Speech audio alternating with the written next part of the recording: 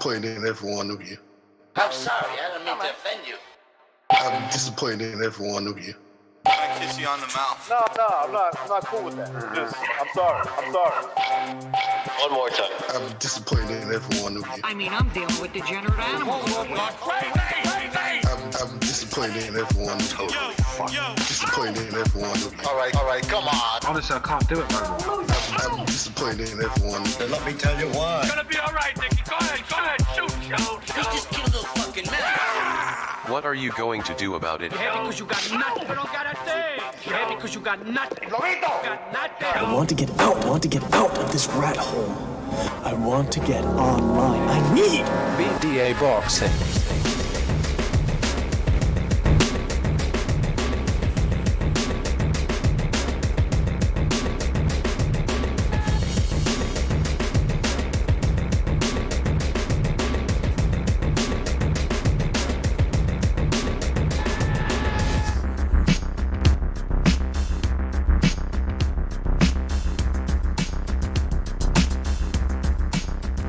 All right, this is King Bucho. Welcome to BDA Boxing, the boxing debate arena. I'm here with my host, Mr. BDA. That's right. All right, and with Gonzalo as well. So, guys, welcome to the show. That's right. Kobe Bryant apparently has passed away. So, that's pretty fucked up. See? Yeah. You fly on, I mean, it's always scary to be in a helicopter. I wouldn't jump on a helicopter unless I really needed to. You know what I mean? So, I don't know. It's kind of scary being in a helicopter. But, yep, it is what it is. It is what it is. All right, tonight we're going to be talking about the Jarret Hurd against... Who did he fight? I don't even remember. Santana. Santana. Yes. Yeah, Santana. Exciting fight. Great fight, actually. And also, Danny Garcia fought in the main event against... come on, help me out here, guys. Redneck? Red catch. Ivan Redcash, yes. Right. Yeah. Right. Not Redneck. Can you Another imagine exciting fight.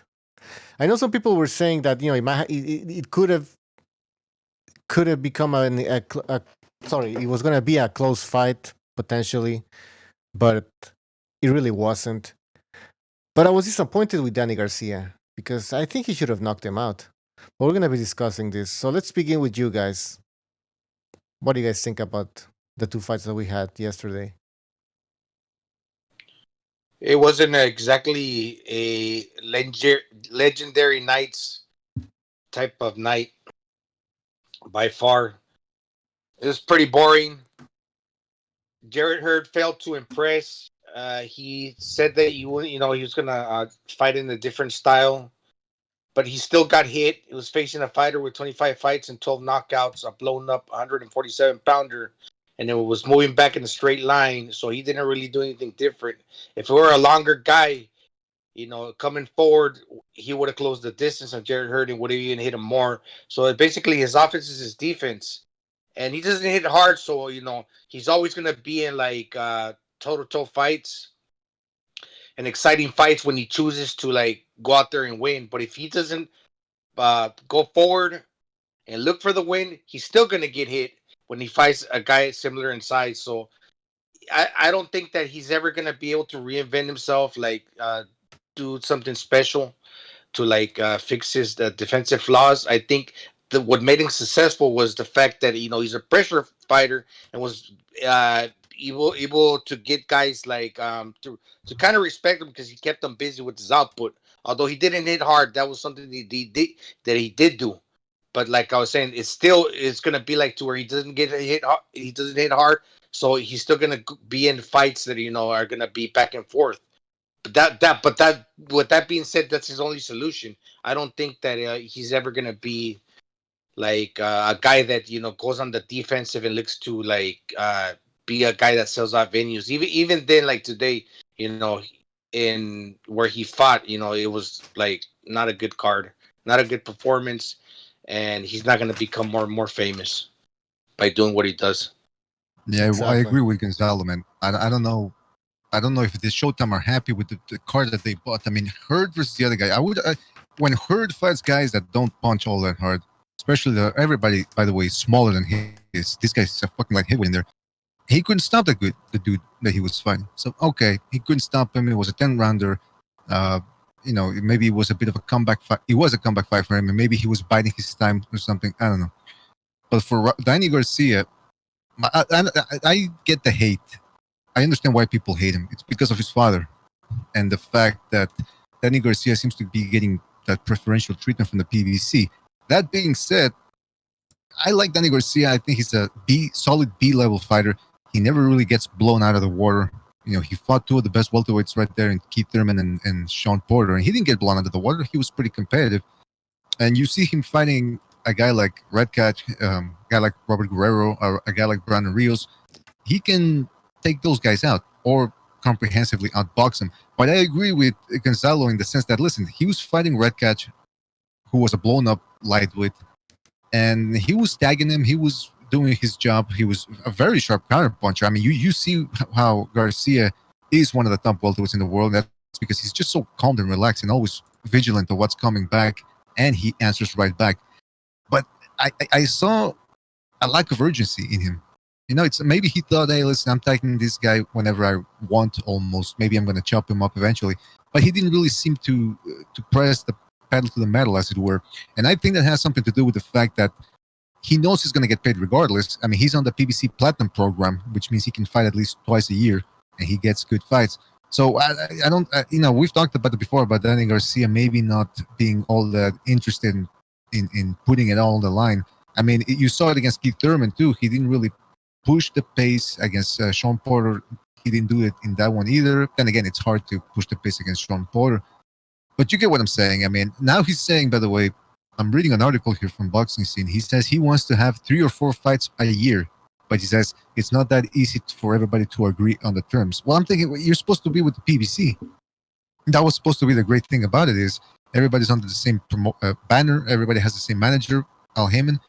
It's supposed to be easy in making the fights. But instead, his fight against Mikey Garcia fell out. They're talking about him versus Pacquiao. Again, nobody's sure if Pacquiao even wants that. So, I mean, it was. I give Garcia credit for what he did, but at the same time, you can see why he gets beat by the other top welterweights, and that's because he's just not active enough. Yeah, we talked about it yesterday, and that article where he mentions that he wants to fight 3-4 times a year. Mm-hmm. But all right, like you said, first of all, he's with the PBC. That's not going to happen. All right. Second of all, I don't know why he's asking for 3 to 4 fights a year. Why wasn't he asking for that before, when he was fighting, Robert Guerrero, and then another shitty fight after? By the way, I read somewhere that the last time he fought more than twice a year was in 2012. All right. So this is okay. But anyways, so he fights a guy like, what's his name again? Redneck? Sorry, man. Rebacek. Anyways. So, what's next for? Where is his career going? Where can it go? He already challenged. Hold on. He already challenged Sean Porter and who was the other guys? Thurman.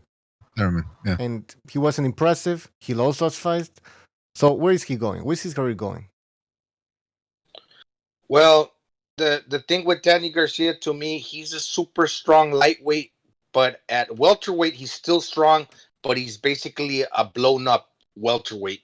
So he is pretty solid all around, but doesn't have that extra gear.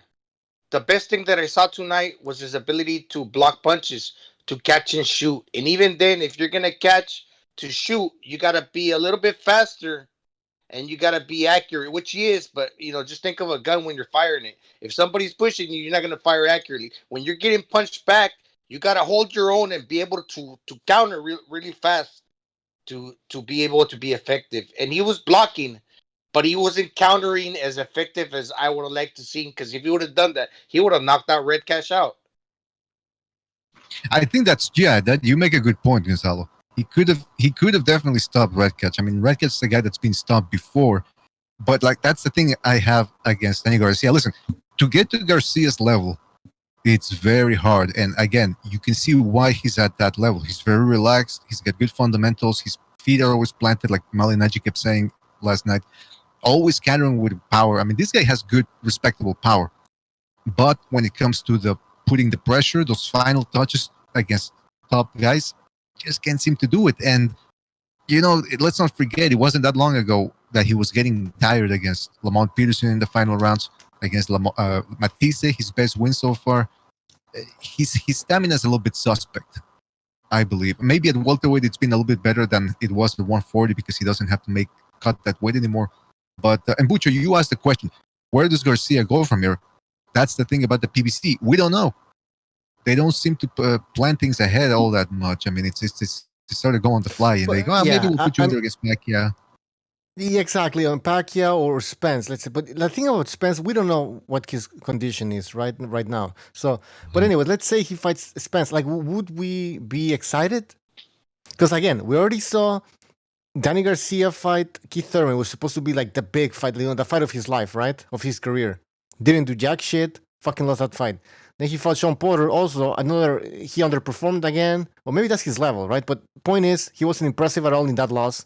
Okay, so 2 losses. Now we expect him to be like a different Danny Garcia against Spence. We're supposed to be hyped up about that fight. Why? You know what I mean? Like, so that's what I'm saying. Like, what can you do with Danny Garcia? And look at his last performance. Like yesterday night, another shitty performance. So, I'm not even excited about Danny Garcia. And he's talking about moving up to 154. Listen, his power, I don't even think he's all there at 147. First of all, again, what's his name again? Redneck, whatever. Red Catch. Red Catch. Yeah, I got it now. Red Catch. Red Catch, he was moving up from 140 to 147. Am I not correct? Technically, yeah. He had one fight at 48 when he fought Alexander, who came in at 52. Yeah. It was like catch weight. But yeah, career-wise, he's 140 exactly. pounder. And you could see a little bit of the difference. Now, Danny also, he started at 140, I think, and moved up. I don't think he started at 135, whatever. He made his career at 140, moved up to 147. But now Garcia is like a full-fledged welterweight. If you look at his body, man, if you compare him yesterday night against Red Catch, he looked much bigger, man. And I was like, oh man, this is gonna fucking end early. Just because of Danny Garcia, obviously we know he has a good left hook and everything, and he just looked much bigger. And still he couldn't knock him out. So like what I'm saying is, what's next for Danny Garcia, and are we gonna even be excited about his next move? I'm not, man. Yeah, he had to drop like 25 pounds, so he was a little lethargic. If anything, Red Catch, like BDA is saying, if your stamina is suspect in Garcia, he lost the 11th and the 12th round. He fought a southpaw, and it's more likely it was to prepare for a fight against, like you're mentioning, Spence or Pacquiao, because they're left-handers as well. So that was like the likely scenario that those fights could be made. But if I were Pacquiao, why would I want to face Garcia if he don't have a belt? Pacquiao's only got a few fights left. And not only that, does Garcia doesn't have a belt. Like, he's not even a hot commodity right now. There's no hype behind him anymore. There's nothing. Look at this performance. He was boring. So why would we want to pay for it? And it would be a pay-per-view for sure. Pacquiao Garcia. Why would we pay for that? Well, let me say one thing here. First of all, I think you're exaggerating a little bit when you say, well, his performance sucked. I mean, he won basically every round in there. And like always, he ended up getting tagged a little bit. But I don't see this. It seems to me like you're making it out to be as if it's a career-threatening performance and he sucks. Or maybe I'm wrong, Butch. Maybe you'd like to clarify. No, you're right. But listen, he won the fight because he's a better boxer than Red Catch, right? Mm-hmm. It's okay. But he was supposed to knock him out. Let's not get it twisted. He was supposed to knock him out. He was supposed to, create these highlights that they could fucking replay all the time with him knocking out Red Catch, and then play that before the fight against Pacquiao or Spence. What are they gonna fucking replay from this fight, man? Huh? What are we gonna replay? Like, nothing, man. Fucking Red Catch biting Garcia or sticking his tongue out. That's what they're fucking be replaying, man. And yeah, you're right. You expect a little something better from Garcia, but yeah, he won. Okay. At least he won. He won basically every round. Now, my thing is this, though. When you're talking about his future, a Mikey Garcia fight might be marketable because, like you said, Danny Garcia has never been a guy that set up, like you guys were saying last night. He went to Puerto Rico. He tried to make a name for himself over there, and like Jimmy said, they booed him out of out of the arena. So he's never. Back then, his undefeated record was really the thing that they were trying to market because the sky's the limit. How far can this guy go? Now that he's lost against the two of the best welterweights in the world in Keith Thurman and Sean Porter, he's sort of been relegated to a B-level contender, top contender type guy, which is good, but it's not gonna sell that many tickets. Against Mikey Garcia, though, you got Danny Garcia, who's got some Hispanic background. He's a decent puncher, top welterweight. You have Mikey Garcia, who has a Mexican following. I think the PBC were banking on that happening, but now maybe they're seeing that Danny Garcia would make a suitable comeback fight against Errol Spence, if indeed Errol Spence is coming back this year, which again nobody really knows. Yeah, I mean, that's good. Go ahead. As far as the Mikey Garcia fight, that'd be a good fight because Mikey Garcia is on the shorter end, just like Pacquiao. But with Garcia, he's also looking for a belt at 147. So I don't know how many times he's going to fight at 47 because he's not a 47-pounder to look for that title and how many extra fights he's going to have at that division if it's not for that title. So it'd be a good fight as far as because they both their names and they would most likely sell and be on pay-per-view. But I don't know how interested Garcia and Mikey would be in that fight because he's looking for a title in a different division. Right. And the thing is also that probably one of these guys is having a look at Pacquiao. They all want Pacquiao, but like Jimmy keeps saying, Pacquiao might not even want to fight anymore. Or he might not want to fight any top guys now that Al Heyman allegedly paid his taxes for the back end taxes that he owed. So, who knows? Maybe Pacquiao wants to fight Redcatch or something, and not any other top welterweight. So, but I imagine a lot of these guys like Garcia, Porter, etc., they want to fight Pacquiao. They want that legend on their name.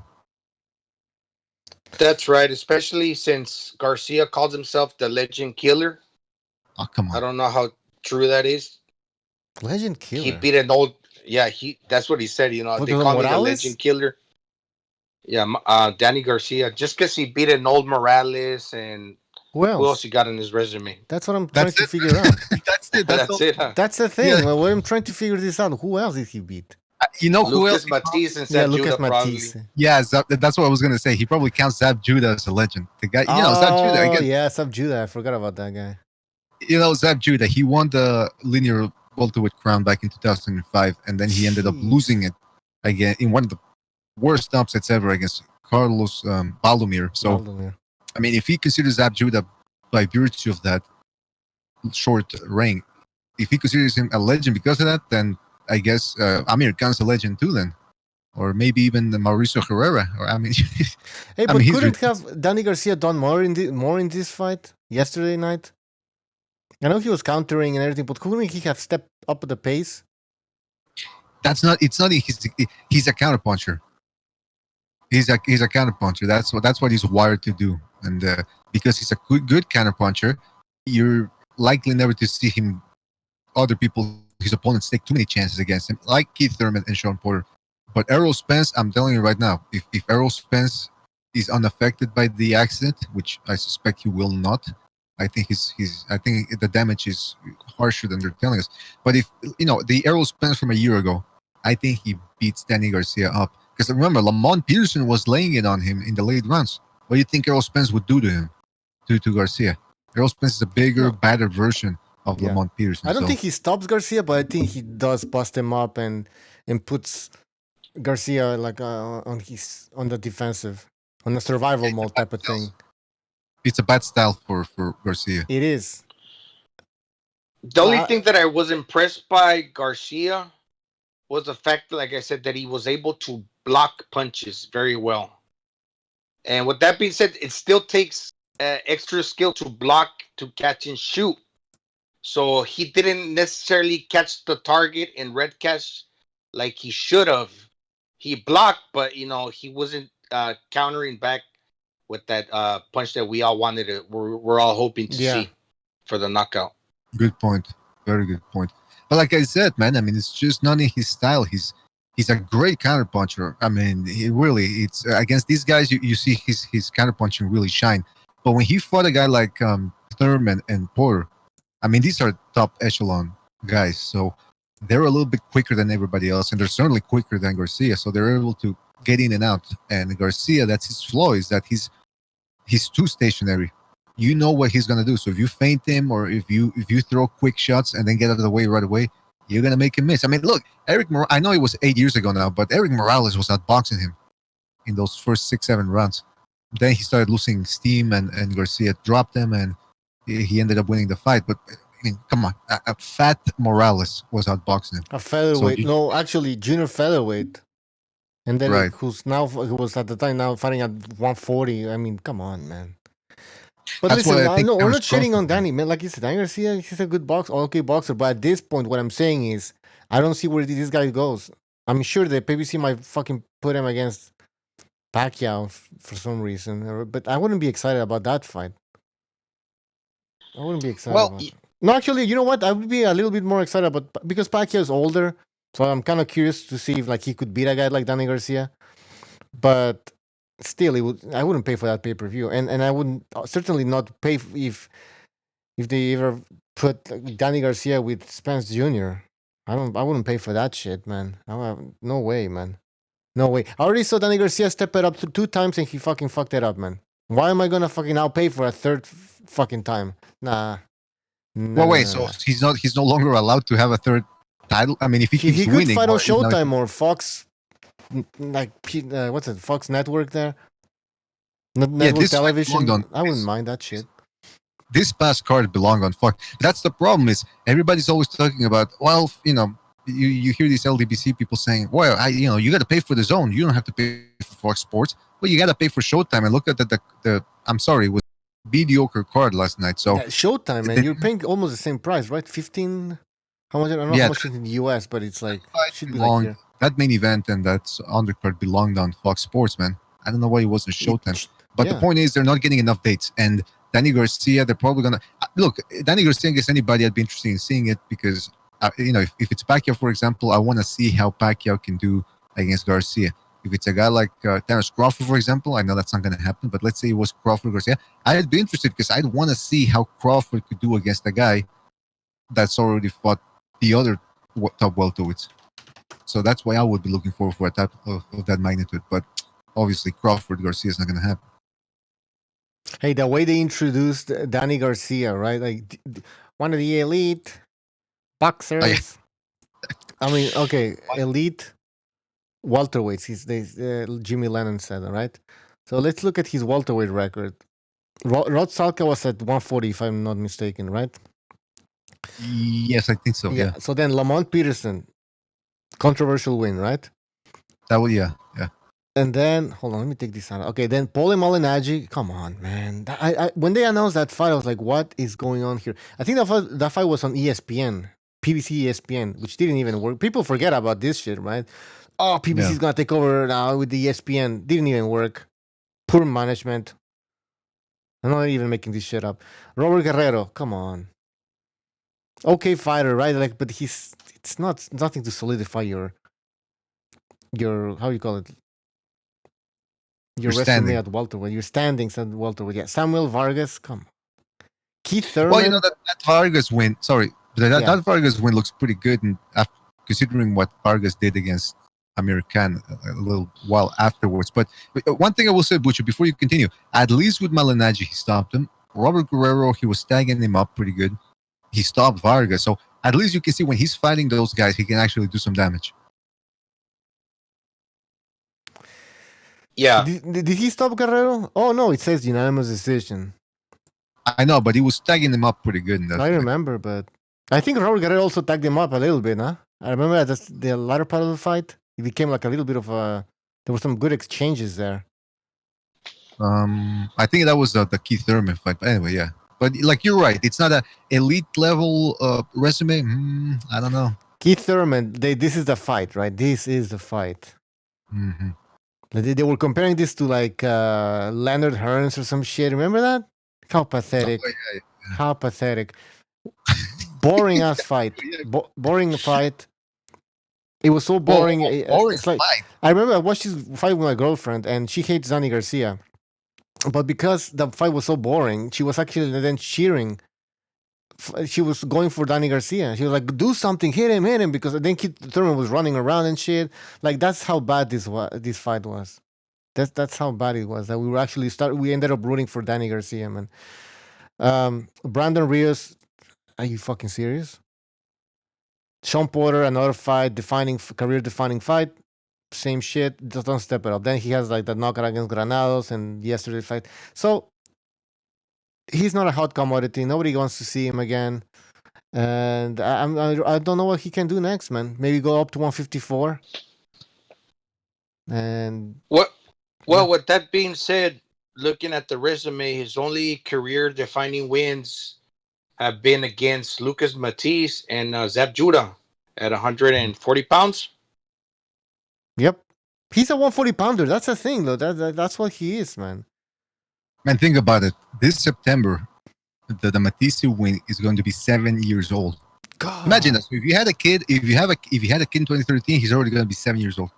That's how old this guy's best win is. And it's interesting, when he was with Golden Boy Promotions, man, he was considered a guy that was on the rise. He was maybe pound for pound. I mean, he had a pretty good resume. Zab Judah, Eric Morales, Amir Khan, Matisse, and then all of a sudden that the exodus happens. They go on over to Showtime. Al Heyman starts ruling everything, and whoops, all of a sudden his career takes a huge dive. But then again, like I said, he's getting paid. That's all he cares about. So I don't think Getting legacy is the paid. first thing in his mind. On his mind. We got a phone call 585. You're on the air. 585. How you doing, Mr. Bucho? This is Vince. What's Come up, on. Vinny? Yes, Mr. Bucho. I hear about your little title there. I thought Danny Garcia looked great. I Oh, love shit. this combination punching. He looked very strong, Mr. Bucho. Excellent boxing skills. This guy is ready for anyone. Any of the top welterweights, Bucho, that you name, he can give them a run for their money. And I'm Spence? definitely buying. If his next fight is pay-per-view, Mr. Bucho, he can take my wallet, and I'll definitely pay for that. Vinny, you need a financial advisor. All right, I think you're probably wasting money all over the place with Pepsis and whatnot. Listen, Vinny, if Garcia's on pay-per-view, I would suggest you don't buy that piece of crap. Mr. Bucho, can I ask you a quick question? Yes. Do you like the sweet science in boxing? I don't know what you mean by the sweet science. Basically, what I mean is, a guy boxing the way Danny Garcia did last night, that was a boxing masterpiece. Definitely levels above Mr. Redcash, who I think is a very solid opponent for Mr. Garcia. Listen, Danny Garcia can box against this type of opponent, but let's be honest, Vinny. Danny Garcia was supposed to knock out Redcatch. Am I not mistaken?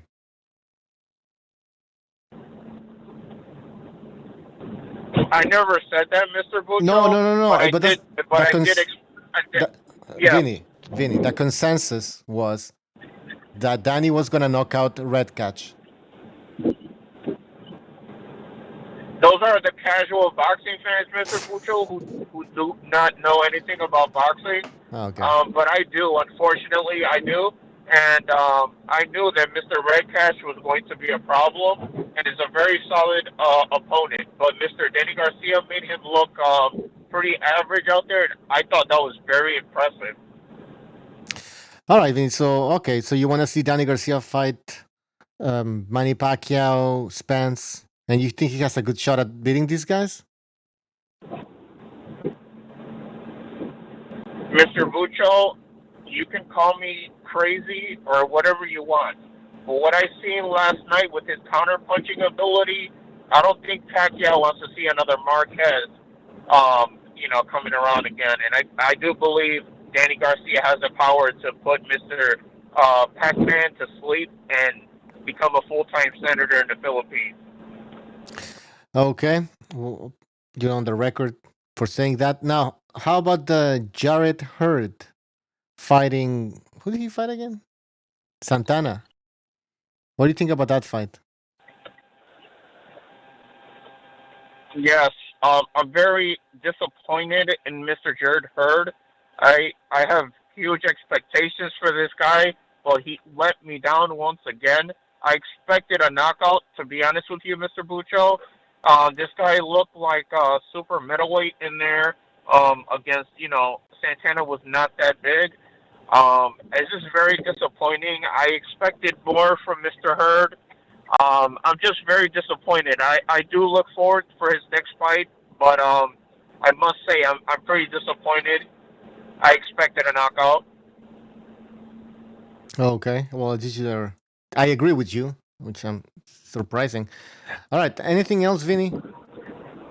Hopefully not, man. Well, I thank you, Mr. Bucho. Finally, you agree with me in something. That means Yeah. you're correct. Yeah. Also, I would like to say rest in peace, Mr. Kobe Bryant. I heard about his news. To me, to be honest with you, Mr. Bucho, he's the greatest basketball player I've ever seen. And R.I.P. his family. It's a very sad day, but you just gotta live every day like it's your last. And that's all I have, Mr. Bucho. Also, this week coming up, we also have huge boxing fights, and hopefully you make topics this week, and I'm expecting your topics to show up on my feed. Thank you. All right, Vinny. Thanks for the phone call. Enjoy your Pepsis. All right. What's the big fight that he's talking about? Let me check the schedule. So he fought for the eliminator, right? And this is basically going to be a fight for like the next one. He's in line for a title, right? Shot. Who is Garcia? Yes, he got the silver title, so that's basically an eliminator, and he's probably going to be facing. Who do we got? Jordani Sugas or maybe Josecito Lopez. They're probably gonna put him in with Lopez then. They're not gonna put him in there against Ugas. The way that PBC has been going so far, the matchmaking, they're not gonna make that interesting fight. They're gonna put him in there against Josecito Lopez. Trust me. So that's gonna make, I guarantee you. So it's gonna be Garcia who fought Red Cash last night. Before that, who did he fight? Garcia. Who did he fight before Red Cash? Granados. Okay, now see that? He stopped Granados. Nobody's ever been else, as far as I know, has been able to do that. So, but again, was it a question of styles making fights? I don't know, but I'm pretty sure if I have to bet now, I'm telling you, they're putting him in there, Garcia, that is against Lopez, Josecito Lopez. They're not gonna put him in there against Ugas. They're not gonna put him in there against Porter again. Hopefully, I'm wrong. Oh, hopefully, I'm wrong. Who the hell's fighting next weekend? I can find my schedule and I'll just go on the internet. See, the problem is we're paying attention to Vinny Mac. That was your That's first what problem. he wants. But I'm saying mind he says, controlling well, us. He says we got a great fight coming up. Which fight? Which fight? Demetrius Andrade versus Luke Keeler. I think the Magic Man says Andrade versus Keeler. Is that next week? Yep. I believe so. No, yes. that's on a Thursday. Actually, I checked. I remember the Andrade fight's on a weird day. It's on Thursday or something like that. That's right. Like the old days. It's like the old days when they had Tuesday night fights, Thursday night fights. It's pretty interesting. Yeah. But again, Andrade, look at who he's fighting, man. Luke Keeler. Now, I haven't seen the Luis Arias fight. Again, you got to be careful with guys like Luke Keeler because, okay, his record reads 17 wins, 2 losses, and only 5 knockouts. But I haven't seen the Luis Arias fight. He's could be one of those guys that's hitting his stride right now. He's hitting his prime. He's going to be difficult for anybody. Maybe. But the thing with Andrade is he's got no punching power, man. He's got great defensive abilities, but he's a slapper. He's like Tevin Farmer at 160.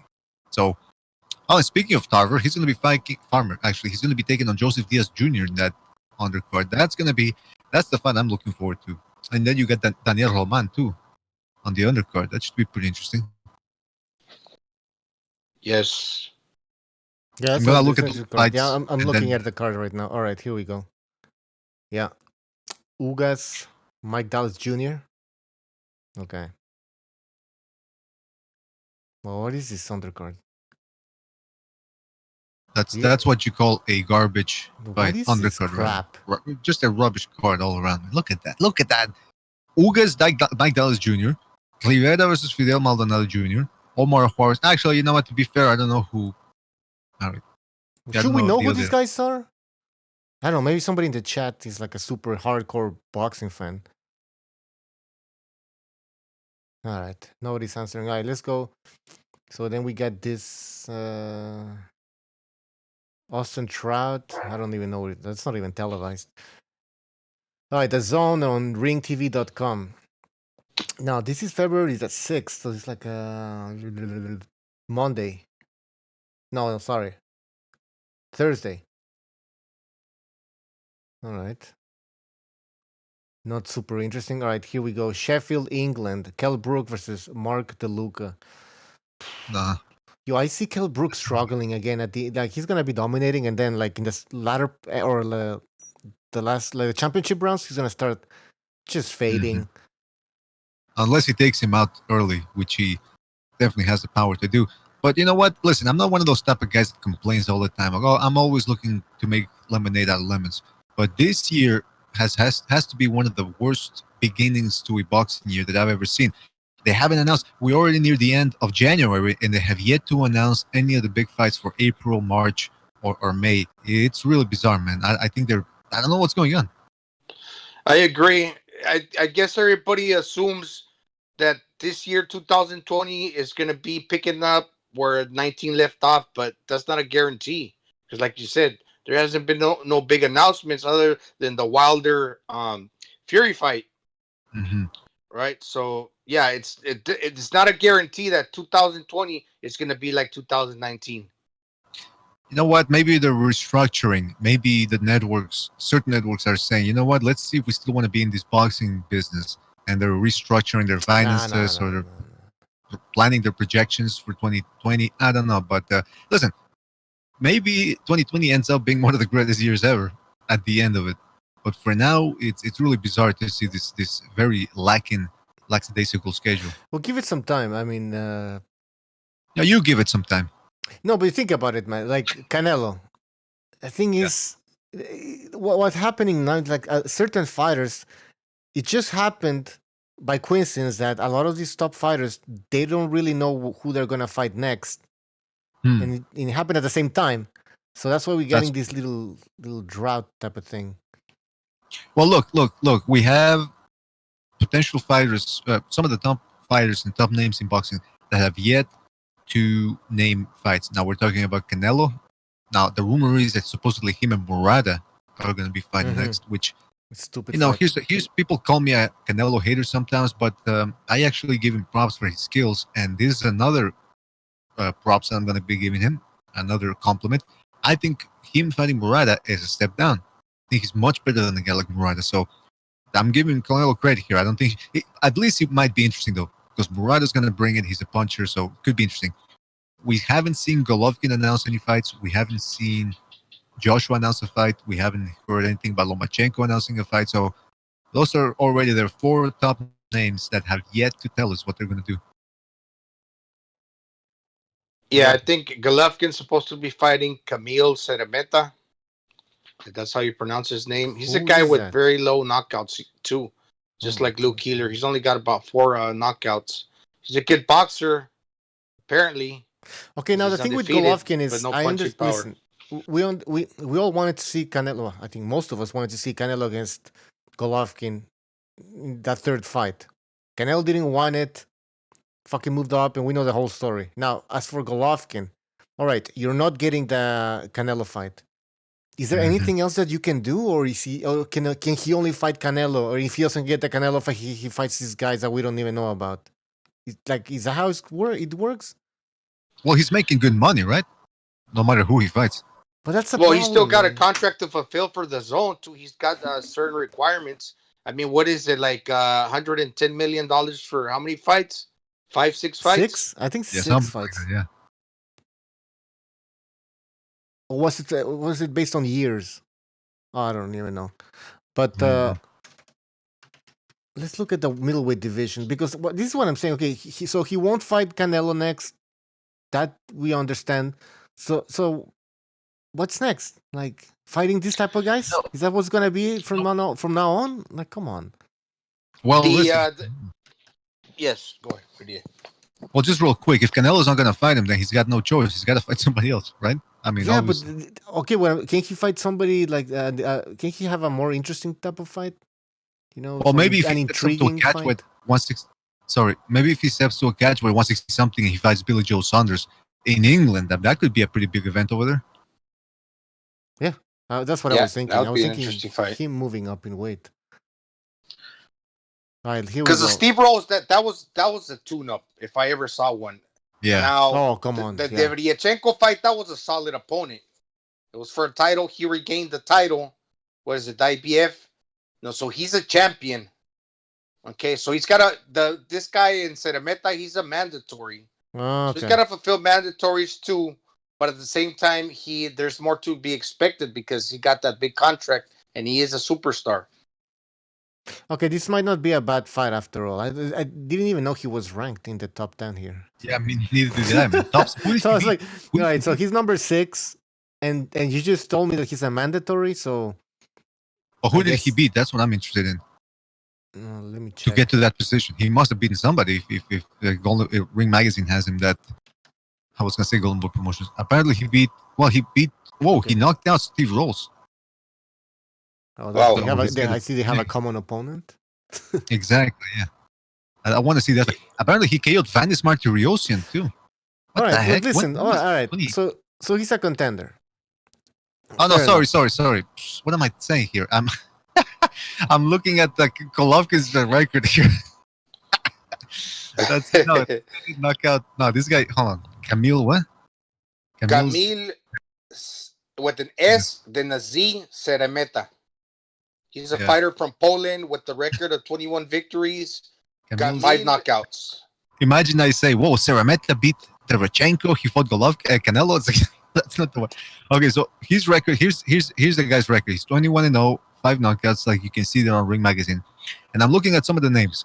The only name I recognize is Kasim Uma, whom he beat in 2016 by unanimous decision. Then he decisioned a guy named Jose Antonio Villalobos, who was 9-3-2. He beat some other dude who was 12-14-2. He beat some other Italian, I believe, probably some European contenders, who was 33-2-1. He stopped him. He beat a guy named Ruben Diaz, who was 25-1. He beat a guy named Franciete, who was 21. Edwin Palacios, who 12 with 9 losses, and he beat Oscar Cortez, who had a record of 27 wins, 4 losses. So almost all of them by decision. So and that's when you're supposed to pad your record up with knockouts in your first fights. So he only got 23% KO ratio. Imagine how is he gonna do against Golovkin, who has an iron chin and can cut off the ring. He's gonna eat everything that he throws for lunch, and he's gonna close the distance and knock him out. Mm-hmm. Here's my thing with Golovkin, though. All right, so is this a mandatory? What this is a type of fight that a guy that's in his late 20s, maybe early 30s, should be taking, right? Because it's a mandatory. You want to keep your belts. I understand. Now, at this point in Golovkin's career, how old is the guy? 37? Like, do you really want to waste your time with mandatories and keep and holding on to belts? He was already almost the unified champion. He was, I consider, the lineal champion. All right, he lost a belt. Do you want to really go back and keep the belts and fight and waste your... He doesn't have a lot of fights left. That's what I'm trying to say. Yeah. Why waste your time with this guy? I think the urgency, Bucho, with him is that the fans, the people want to see him take tough fights because we don't want to leave... we don't want to go with the impression that Golovkin's record wasn't... that his resume wasn't that great. And what people have said all along, that what they're saying now that he's hyped, we don't want that to happen to him. So that's the urgency with Golovkin. We want him to pad his resume with more names, his record, with more good names. Yeah, well, I just want exactly that, and we want to see Golovkin fight somebody before he starts getting even older. You know what I mean? Yeah, he just recently signed up for the snack program, so that should be beneficial for him. and I don't know if he's still training in altitude with Jonathan Banks, but he's doing things differently. And like he's been a champion like for the almost the entire decade. He lost that belt, but he recovered a portion of that title, of those titles back in the IPF. So I mean, I made a case that how I thought that Golovkin could be the fighter of the decade, but it'd be interesting for him. It'd be better for him to take more names because we know he has power and he can take a punch and he's a good fighter. We don't want to have like the casuals have the greater audience believe the casuals that he wasn't that good as we all say he is. We want him to prove that to everybody because we know he is. But if he's not taking the tough fights, we just give people room to talk. You know what I mean. Yeah. Yeah, absolutely, man. But that's the thing, though. It's he's in a bit of a tough position right now, and he's getting slow. He's getting so slow, man. I mean, hold on a sec. Okay, yeah, he's like I said, he's getting slow, man. So I don't know. You know what? I would actually switching something real quick. Canelo, I want to see him fight somebody that's very mobile. Because lately we've seen him fight guys like Golovkin. Daniel Jacobs is not really a mover, but he gave him, Canelo showed that he has improved when it comes to cutting up the ring. So I want to see him fight a pure boxer. I'm talking a guy like Andrade or maybe even Billy Joe Saunders, because I was rewatching the Andrade fight. Sorry, the Lara fight, Canelo Lara. That was a very close fight, man. Very close fight. And that was 6 years ago. Since then, Canelo has improved when it comes to pressuring guys. So I would like to see that fight because Golovkin right now, I guarantee you he still gives Canelo hell. But he's just too slow, man. He's just way too slow. And I know he beat up Derevchenko too. He gave him, Derevchenko didn't look clean after that fight. But I don't know. What do you guys think? For Golovkin, the advantage he got that although he's slow and his reaction time is not the same, he's got that iron chin to where he can take two to land one, and he got that power. So if he takes two or to land one, he's still gonna hurt you. See, he can time you and sit in the pocket and look to counter you or pressure you going forward, or he can take one to land two as well. But yeah, his reaction time is not the same. But he's always going to be a tough out for anybody. I think the way that Golovkin goes out, if you don't train that body now that he's getting older, he's going to get hurt downstairs. Because upstairs, I don't see that happening. Derevchenko kind of hurt him to the body, though. I noticed a little bit. Yeah, it wasn't that left hook that he hit him with in the middle of the fight. That was a shot that it wasn't no low blow, man. Let me tell you. Yeah, Mr. BDA. Yeah, go ahead, Bucho. No, just Mr. BDA, what he said about Canelo. Yeah, of course. I'd rather see him fight kind of like a mover boxer like Saunders or Andrade. That would be more interesting, in my opinion. It might not be an exciting fight, but at least we would see Canelo be challenged a bit. All right, Apology is on the line. You can join in anytime. So, Apology, welcome to the show. And what else? There he is. What did you guys say that Jacobs showed him a little bit of that? Boxer puncher, to he try to frustrate him a little, and he showed that he could deal with a mover. What do you mean? What? I think I missed. Canelo Alvarez. He probably won like 8 rounds to 4, and he tried to be a little tricky in there, Jacobs. So he did well against him. It wasn't an exciting fight. That's the thing with that. If he fights a mover, sorry, Apology. I just finished by saying this. If he fights a mover, a guy that's not a puncher, gets on the back foot, it's going to be a boring fight that the crowd might not necessarily enjoy. They want to see exciting fights, right? Yeah, exactly.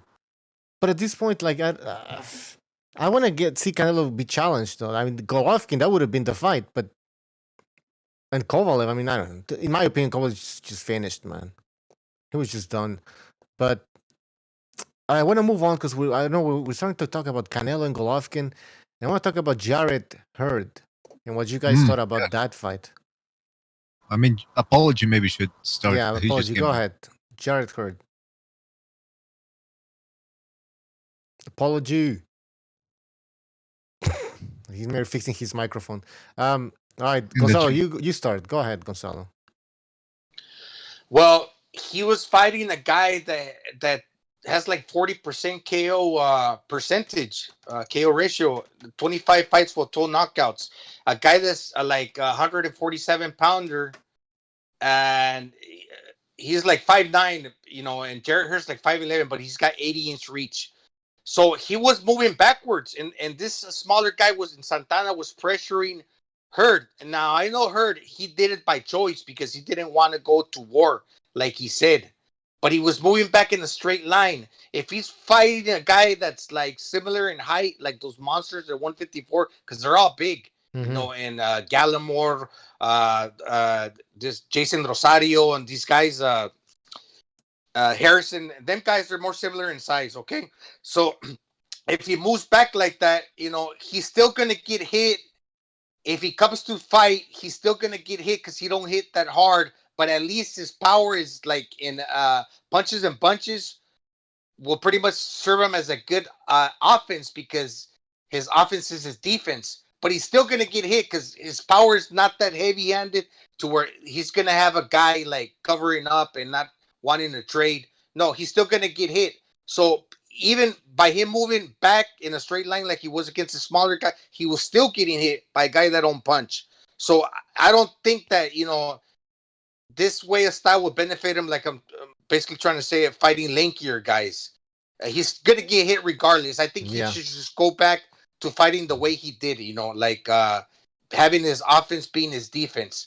But it's still going to be to where fighters are not going to totally respect him because there's guys that hit harder than he does. So he's also like in a catch-22. But hey, if he's in the fighting game, it's better that he gave us exciting fights than boring fights because nobody's paying for Jarret Hurd to be a backfoot fighter and give us boring performances. No. That's all I wanted to say. And that's why people were hyped up about Jarret Hurd because of his style.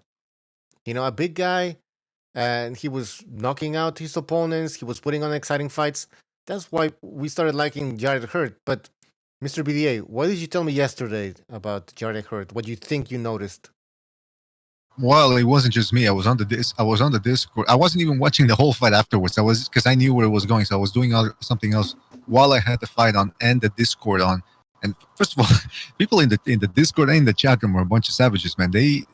Just show a bit of mediocrity in there as a boxer, and these guys will jump on you. But in this one, I have to say they were quite justified in criticizing Jarret Hurd because, and as he said something interesting, he says, I think Jarret Hurd is already showing signs that he's slowing down. And I think it's true because think about it. He took some flush shots against Harrison, flush shots against Trout, flush shots against Julian Williams, against Lara. Now, I know you're going to say, well, maybe Trout, he's not that big a puncher, so it doesn't matter.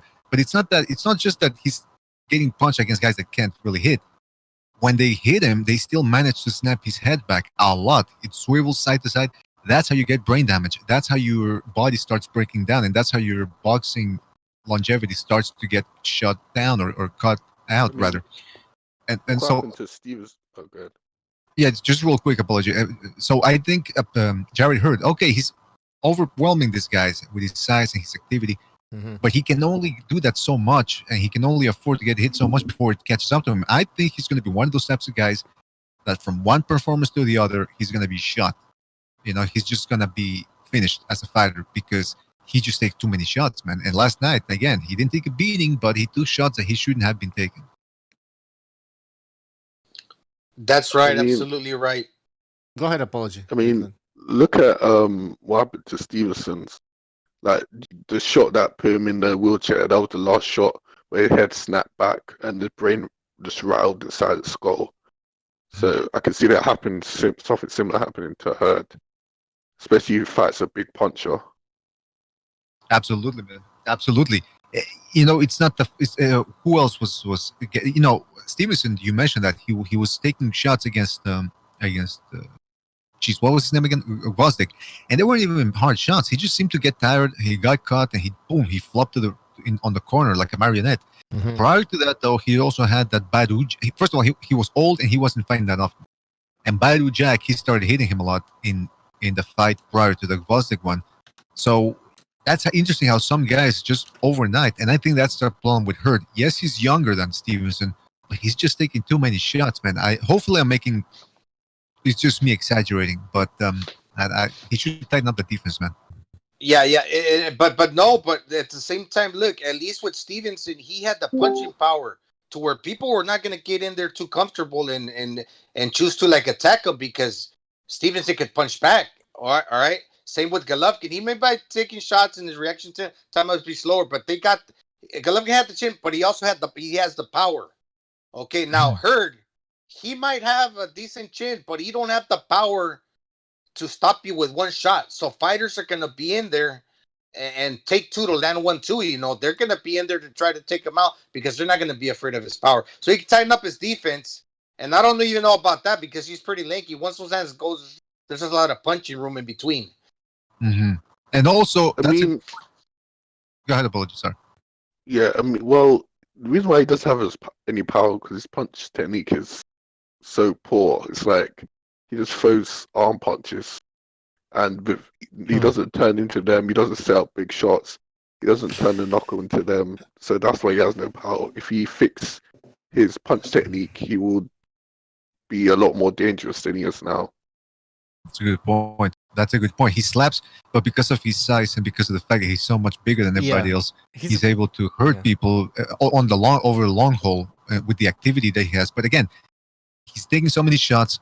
He's gonna start slowing down at some point. He's already slow, so he's just gonna slow down even more, and he's only gonna be even more hittable at that point. So that's why I'm saying that if he doesn't tighten up his defense now, things could get ugly down the line. And and that's just yeah, he moving at 160. I mean, that would be a bad move, man. Fighting like that against bigger guys. And by the way, I used to say that Munguia had no chance against Jarret Hurd, but now I'm changing my mind. I think actually it would be a very competitive fight. I think Munguia will beat him because I think Munguia has the better technique overall, even though he himself is not that good. Yeah. I think his technique is better than Hurd. Plus, he goes to the body a lot. If you notice in fights that Hurd wins, the reason why he wins them because his opponents don't go to the body as much as they should. And in the Williams fight, Julian Williams went to the body and head and turned Jarret Hurd. Yeah, he has more options.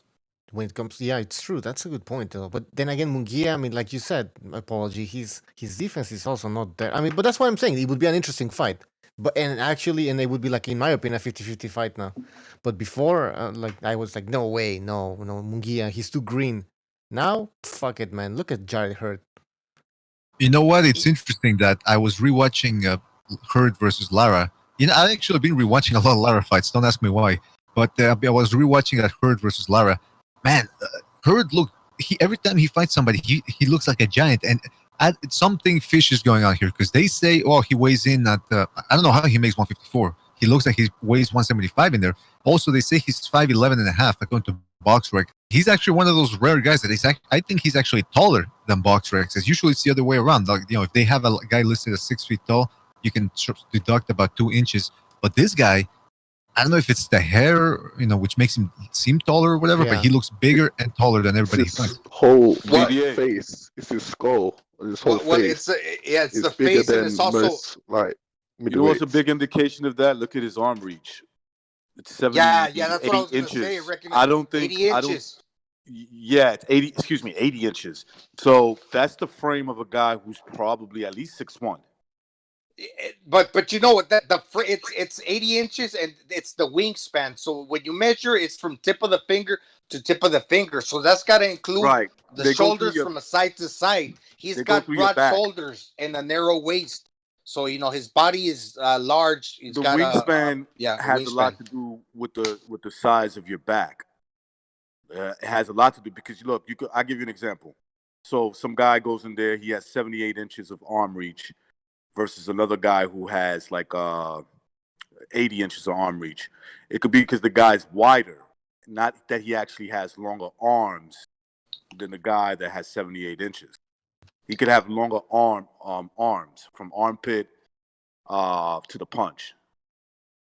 Yeah, it's the wingspan. So basically, you include the whole chest, the size from Yeah. Horizontally, the body horizontally from shoulder to shoulder, plus the arms length, tip of the finger to tip of the finger. Yeah. So is that how they measure them now? No, that's how they're measuring that's how pros they now? do arm reach. Oh, okay. Because I remember when they used to measure us, it was from the armpit to the tip of the finger. Right, me too. To the tip of your I knuckle. always remember that. Yeah. It used to be from your armpit. armpit. It would go right underneath, and it would bring it up to you. You make a fist, and it would Make a fist.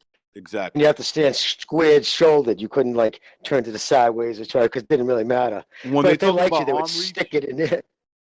I'm sorry. Go ahead, Jimmy. No. You fire away, bro.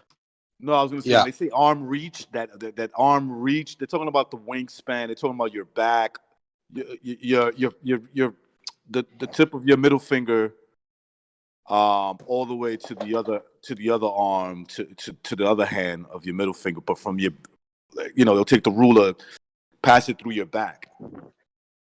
Yeah, okay, you got it. That was true though. Fucking Rosario would kill fucking Jarret Hurd. That kid, that Dominican kid the other night who won his belt last week.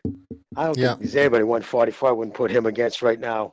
He's definitely dude. The fact he couldn't stop that fucking mail-ordered bride is fucking insane. Insane. What happened to Jarret Hurd? Because remember after he beat who was it, Lara? He was like, oh, that new king of the 154-pounder. He can beat Canelo. He can beat Golovkin. He's going to move up in weight eventually. And now look at him. Well, the thing, he would have stopped Santana, but he didn't throw hardly enough punches. The style that you mentioned again. The style that you mentioned that we were interested in and kind of becoming a fan that he used to give us, those toe-to-toe wars, it's what the accumulation punches was made him successful because big. Okay, so throwing single punches at a time, not being so active, doesn't allow him to like put damage on his opponents. He still dropped the guy in the 12th round, but he should have knocked him out for God's sake. The guy was 147 career 147 pounder. Yeah, I was down at Marie's place down here, donut shop in Lowell, right? And I saw Dickie Eklund, and we got to talking for a while. It's Mickey's older brother, and I was telling him, I broke out the phone. I says, "Yeah, look, this is what Jarret Hurd said." He goes, "You remember the kid who fought the fucking Cuban and then took out J-Rock and disappeared?" I'm like, "Yeah." He goes, "Look, this is what he said," and he just kind of looked at me. He goes, "Nobody's gonna remember that idiot's name. Take it easy, brother." And he hugged me and walked away. You know what I mean? Like, nobody's going to remember that idiot's name. And it's so true. I'm like, oh my God, that is just so true. Is he staying clean? How's he doing? All right, no, I should. Don't answer. Yeah. You know what I mean? He didn't look too good this morning, man. Yeah. He wasn't drinking. I mean, yeah, he looked rough, but Dickie always looks rough, man. You never know what the fuck's going on with him. I'm telling you, that character you saw in the movie, that was about the only thing correct. I'll tell you, that fucking dude deserved the Oscar. He's an unbelievable actor. Because that is exactly Dickie Eklund. The body language, the fucking head movement. Oh, it's incredible. I watched the movie, I'm like, oh my God, Dickie, you were handsome. He goes, look at me, dude. I was fucking good looking for an hour and 33 minutes. Dude, they paid him $10,000 to go to Florida to leave for 2 weeks during filming. He was driving people so crazy. God bless him. He's for fights and they can't get. But here's the fights for. No, it's true. It's just that they're begging. There's no, listen, it comes down to this. When you reach a certain level, right, you need to fight on television. You know what I mean? Where you going to fight? He's not allowing these guys to cross promote. He's not allowing them to go to other promotions. So they're hell-bent. They'll get whatever they can get. And if you only have fucking 52, 53 slots and you have 200 and something fighters, somebody's getting bent. So the ones who suck up to him the most, kiss his ass the most, like that's, what do you think fucking Watson, what do you think one of his biggest jobs is after the one of a PBC fighter wins, he ducks his little fucking dome into him and he whispers, don't forget Al, don't forget Al, don't forget Al. They've caught him on the mic. If you heard him, hey, thank Al, thank Al. Hey, I want to thank Al Heyman for the people that don't do it. Like You got the Leo Santa Cruz, who just pretty much goes up there and names his child after him. Is that even true? I heard, man, I heard in some 'Cause- fashion he named his daughter after him. I don't know what way. Alicia or something. I don't know. Wow. I heard that too, but it could be just a Twitter rumor. So But it's how did you fucking, guys? It's disgusting. Yeah. So did you guys like the whole card yesterday? What do you think about it? The first fight was the best with that fucking. I mean, that was the most entertaining of the three. That fucking Thai fighter who just came in and. Talk radio. Oh. Yeah. But Go ahead. I thought that DSG fight, dude. If that motherfucker literally was fighting in my backyard, I'd pull down the shades. I swear to God. Mhm. I'm like, what the fuck is he doing? Pull the shades on. I don't even. Dude, he sucks. What a joke. Another fight ending with boos, dude. People were booing. You don't boo at a boxing match. Who fucking boos at a fucking prize fight? Can you believe that shit? Again, they booed for 5 out of the 12 rounds in fucking Garcia Thurman. Yeah. They booed again last night. I mean, So- they're booing. So you they see weren't fucking there. Espinosa's face? Oh yeah. Those. Holy- I Oh noticed my that too. God, his face, and the kid behind him, his stepson, looking up at the ceiling, not watching, his girlfriend looking away the fucking whole 12th round. His girlfriend's looking over her right shoulder. And Espinosa sat there, looked like somebody just kicked his puppy. It's pretty bad, man. It's terrible. They were fucking people. I guarantee you're not going to get it. Jake Donovan and the other sycophants and the other ones who pander to fucking the PBC. They're not going to tweet out the truth. But I guarantee you, the Showtime shit. Oh, we can look at Nelson numbers. I guarantee you the peak number actually went down during the Yes, the Danny that's fight. what I was thinking. Because I was like, I if I'm guarantee somebody you people else, tuned off. I just watched the fight because I'm like, I almost stopped watching it because I knew what the outcome was gonna be. But I was like, I gotta watch it because you never know what can happen, and we're gonna do a boxing show the next day, so I'm gonna. But I was thinking somebody else, they would have just fucking turned the TV off. Dude, So I would it be- took 30 milligrams of Adderall to fucking hopefully, and I still fell asleep in the 4th round. Yeah. It's just, dude, it's hard. It was 4th or 5th. I forget. It was terrible. I watched it when I woke up, but it was fucking horrible. It was painful. That kid Redcalf with that obscene hairdo, with the biting, sanctioned body, headbutting. what the His guy was crazy. Just that fucking disgusting. haircut, that color was just obscene. That was goofy. Fuck you doing? Who told you that looked good? Go slap them immediately. Fuck. Everything was bad Right. that night. Everything was bad. And then they announced like Showtime on February the 8th. Gary Russell Jr. against some guy. I was like, what is this? Like, this is what Showtime Another has become. fucking inactive fight, Yeah. fighting a fight that nobody cares about. What happened to Showtime boxing? Oh, I don't know. I was pumped. I'm glad. Listen, I hope the whole thing burns down. I hope Espinosa sat there. Listen, now that Espinosa has gotten more fucking play on the other side of Showtime, before he was just pretty much the boxing was his thing, right? Now he's producing, which I guess he loves, inside the NFL. It's on every Tuesday. It's it's the show the pros watch, they say on Showtime. He produces that. He's involved in other things too now. If this is the pain in the ass and it loses money, why would you bother?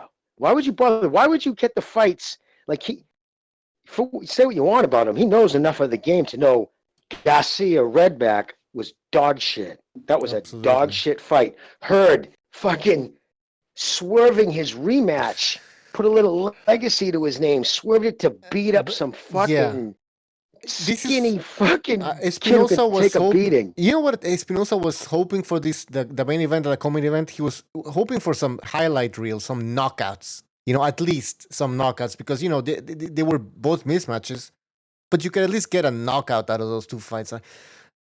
Not even that. Like both fights went 12 rounds. Yeah. So it's kind of like cherry picking gone wrong as far as the product that Espinosa tried to put on. Yeah. Because even when he tried to put highlight reel knockouts, they didn't happen. Nope. I went to somebody tweeted me earlier about DSG being in the Hall of Fame. Lukey Boxing. Somebody tweeted me into it. I was going to respond, but the kid deleted his tweet. I think that's kind of funny.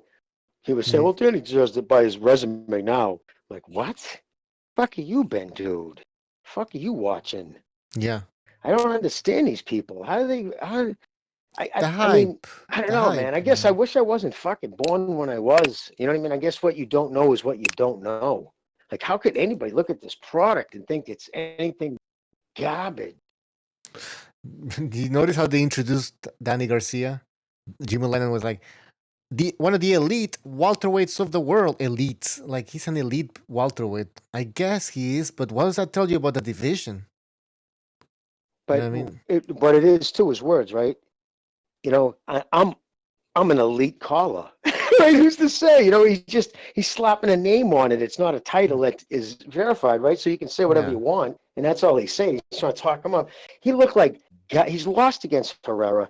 Both times he stepped up, he's lost. Mm-hmm. He hasn't fucking hurt anybody but that fucking little Rod Salka? poor kid he beat up. Rob Salka, the only one he's knocked out. Was that at 147? Yeah, right. 140. And then he 140. stopped. Didn't he beat up a fucking Rios who was out the night before, fucking doing coke and drinking? And Granados. Yeah. And Did he that's it. stop Granados too? Yeah. Oh yeah, okay, stop Granados. Yeah, that's like- yeah, fucking. But still, like It's now, it's a when he's joke. that's what I was asking everybody. Where does his career go now? Like, what's he gonna do? Is he even a hot commodity right now? Do people actually want to watch this guy? Could you honestly, dude? Was it so painfully obvious his fast twitch fibers are not the same than when he fought Khan?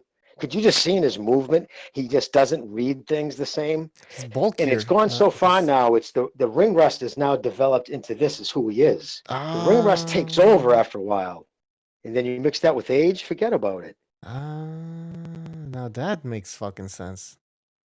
Now Watch that it, makes dude. Watch his sense. time, and if you're really in there, like, and you could see him, you could see times like, oh, right there, you could have got red back, right there. He had his left foot forward, he was leaned, he had his weight in the right position to throw the punch, and he just didn't let it go, or he'd let it go just a second too late. That's a good observation, man. What do you think, Gonzalo? You gonna say something? No, just the inactivity, the 9-month layoff, and the fact that he had to lose 25 pounds. What he mentioned, and the announcer, I think it was Jim Gray, who asked him, "So why did you allow your body to? Why did you get so carried away with the weight?" He said he didn't notice. So basically, he's walking around in the 70s, 170s. So he had to drop 25 pounds. That had a lot to do with it. I don't think he's a shot fighter, and he does have power. But, he just was served up this fight so he can shine, and he didn't do it. So we'll have to see if he gets another tune-up or what happens next. How could they afford another? Who's going to pay for it? I mean, That's the seriously, thing. Showtime's not going to pay for it. No fucking way. I can't see Fox paying for it. It would have to be an undercard.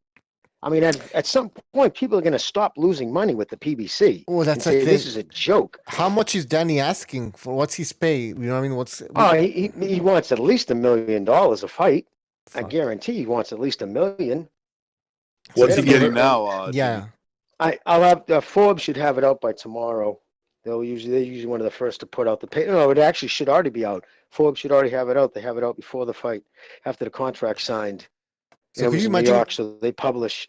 Could you imagine how much he would ask if he ever fights like Spence, Pacquiao? You know what I mean? Well, he said Pacquiao, both Spence and Danny have said the negotiations would have to start at $20 million. Right? No, laugh, brother. Let it out. Laugh. Just laugh. You gotta Belly be laugh kidding! No at that way! shit. Just No, belly laugh. no, at that's that bullshit, disgust. Jimmy. Come on. No, that's impossible. Yep, that's what they. And Spence just said it again about fighting Crawford. No, what did he mention? Some retarded money there too. It's just. Are you They're kidding looking me? to That's cash out. disgusting. What these guys are looking to do is to cash out. I think they know. Yeah. And because I don't know, man, they all live in their own. They hang around with each other, and I think they only follow each other on social media. It's like they live in this fucking alternative bubble, and a lot of it's contractual. But he's older now, and I guess Danny's done all right on the outside, so he has a lot of distractions. And I believe him when he says he didn't realize. You know why? Because look at his age.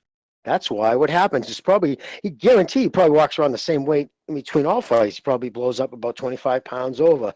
But the difference was he wasn't 28 anymore. And he wasn't doing it in enough that he got used to it. All of a sudden, the things that used to, he'd come in probably, his father probably, hey, how much you cut off on the scale? You know, you see me the sweat getting down to his fucking drawers. Shit, man.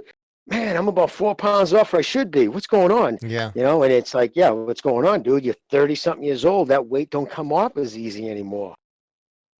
That's a good point. And it struggled, so he ended up probably taking, instead of having 8-week camp learning to fight again, he spent 6 weeks shedding fat and then 2 weeks learning to fight. It's that could He explain could have why stopped he's Red so. Cash. That Go could ahead. explain why he's so front foot heavy all the time. Because he's a mystery to me. Like, I know he's a lefty for sure. He's a natural lefty. And I'm like, why are you fighting in the orthodox stance? To just do that. You get what I'm saying? To be a heavy foot, to be heavy footed on the front feet. You know, like, I don't get it. He's one of those guys that just don't get it. He was taught to box by a coke dealer. Because he throws that left hook. I mean, let's be honest. You know, his father's the one who taught him to box. He was a fucking coke dealer. That was his profession. I bet you his father is translating his experience on the streets to boxing. You know, like, it's like, nah, you gotta be elusive, man. Yeah, nobody takes a kid and teaches him to fight orthodox like that, or like to be a lefty and to fight that way, unless there's some, I don't know, I've just never heard of it. That's usually something people or young guys will develop on their own when they hit 16, 17, say, listen, I'm right-handed, but I like the southpaw stance because I hit demonstratively harder this way with my right hook, because just my left hook sucks. Some guys just never develop a left hook, so it's just better they can throw the right hook. Yeah, absolutely. It's easier to hit a right hook than it is a right, cross body punch, regular right hand. So yeah, some guys the left do it hooks, that way. The left hook is like really dangerous because it's your lead hand, and if you throw the hook, it's like a short hook. And especially since he's from Philly, maybe that's the reason he relies on the left hook, and that's why he punches so hard with it, because them guys from Philly, they're commonly known for having that, right? Yeah, dude, Joe Frazier. I love the hook, man. I love the hook. That was a big part of my game. I worked on, my grandfather used to tape my right hand to my body, dude. For an hour, he would fucking tape my right hand to my body so I could only punch with my left, so I could only train with my left. So obviously I learned jabs and hooks and, hitting the fucking, dipping under the rope. You tie one rope to one barbell. I mean, the turnbuckle, you tie a rope to one end and you tie it to the other end, and then you walk and pop up and down on each side of the rope, throwing your shoulder up. Yeah. You try to do that with, taped. It really helps to, develop, but because the jab. Yeah, I used to do all that too. I used to tie hand the wraps. jab is the most important. Yeah, tie hand wraps. I know a lot of guys do that too. Tie the guys up with hand wraps. But a left, man. If you're a right-handed guy and you learn to deliver proper left, you got half the game beat. And he could have stopped Red Cash right around that round when Ivan Red Cash bit him, but it's just the fact that he got tired. He said it himself in the post fight. Really? Okay, because to me, I didn't see the post fight. He did say he's tired. He was in the post fight interview. I thought he hurt his hand. It seemed like he just stopped throwing his left with the same intention, the same amount of ferocity after the 8th round. So I thought he might have, hurt his hand a little, sprung it up a little, didn't want to break it. No, I didn't get to watch any of the fights. Yeah. To start your show now, press 1. I was going to ask you guys. I didn't see any of the fights. What did you guys think of Danny's performance? I heard he went 12 with this Red Cat, whatever his last name is. But Red Catch. Horrible, brother. Honestly, yeah. I'd rate it a D. A D. A D. Yeah. Well, listen, he dominated the fight in the sense that he won 10 out of 12 rounds. I actually gave Red Cash the last round. Unofficially, they gave him 10 out of 12, the unofficial score. And I don't remember what the judges had it. But I think Red Cash only won about one round. It might have even been a shutout. to the actual judges. All right. So But you but guys it was, have no problems. You guys had no problems with the official I had a scorecard. problem with Garcia not knocking him out. Because I Right. think that Okay. was the So whole it's just fucking point. basically not knocking out a guy who like came up in weight, and it's basically like really He looks nobody. so much smaller also. He looks smaller than Danny. Danny's a pretty big kid at welterweight. For welterweight, yeah, his upper body and everything, but I don't even think he should move out to 154. But I know Danny also he started his career at 140 and eventually moved up, but he's now a full-fledged welterweight because he's been there longer. Unlike Red Catch, you could see the difference in body size. Guys, we have a phone call. I think it's Vinny Mac again. So 805, you're on the air. 805. No, it's Dr. 805. This isn't. Oh shit, man! What's up? He's a fraud. Of course. I don't know what that guy was talking about earlier either. I already forgot about it, to be honest. But it was kind of tripping me out at first. Like I was getting kind of angry. But don't get angry. We all know Vinny's nuts. But regardless, don't get angry. Get even. Yeah, I thought last night's show was pretty bad. Hey, Carla, put it in perspective. You remember Zach Chazindian? I can't even say his name. The Armenian kid. That Latchinian. Thank you. Yeah. He stopped. He knocked out Red Catch. What? Wow. What do you mean? Yeah. I mean, look. I Wait. don't like, triangle theory is very tricky, but it says something when a guy who's like 5'4" is knocking out Red Catch, whatever his name is, and Danny Garcia, who looks like he's having a hard time getting himself in gear. This is what happens when you fight low-level opponents. Oh, I'm sorry. Hey, no, it's not that. It's not this guy you're thinking of. You're thinking of that little tiny dude. No, this was he was Dijon. This guy was like Dijon. Oh, okay. Slatican. The fight that the guy that beat Mikey. I was gonna say, wait a second. You told me the kid from Montenegro. Yeah. Laid out. Yeah. Sorry, man. Yeah, it was. But still, he got knocked out by him and somebody else too. I mean, he's been stopped before, and so I don't know, man. He was picked to Danny knock him out. I mean, the look on guy. What you got to do is just look at fucking Espinosa's face, and it's perfect because he's dead center, man. 7th row up in the middle.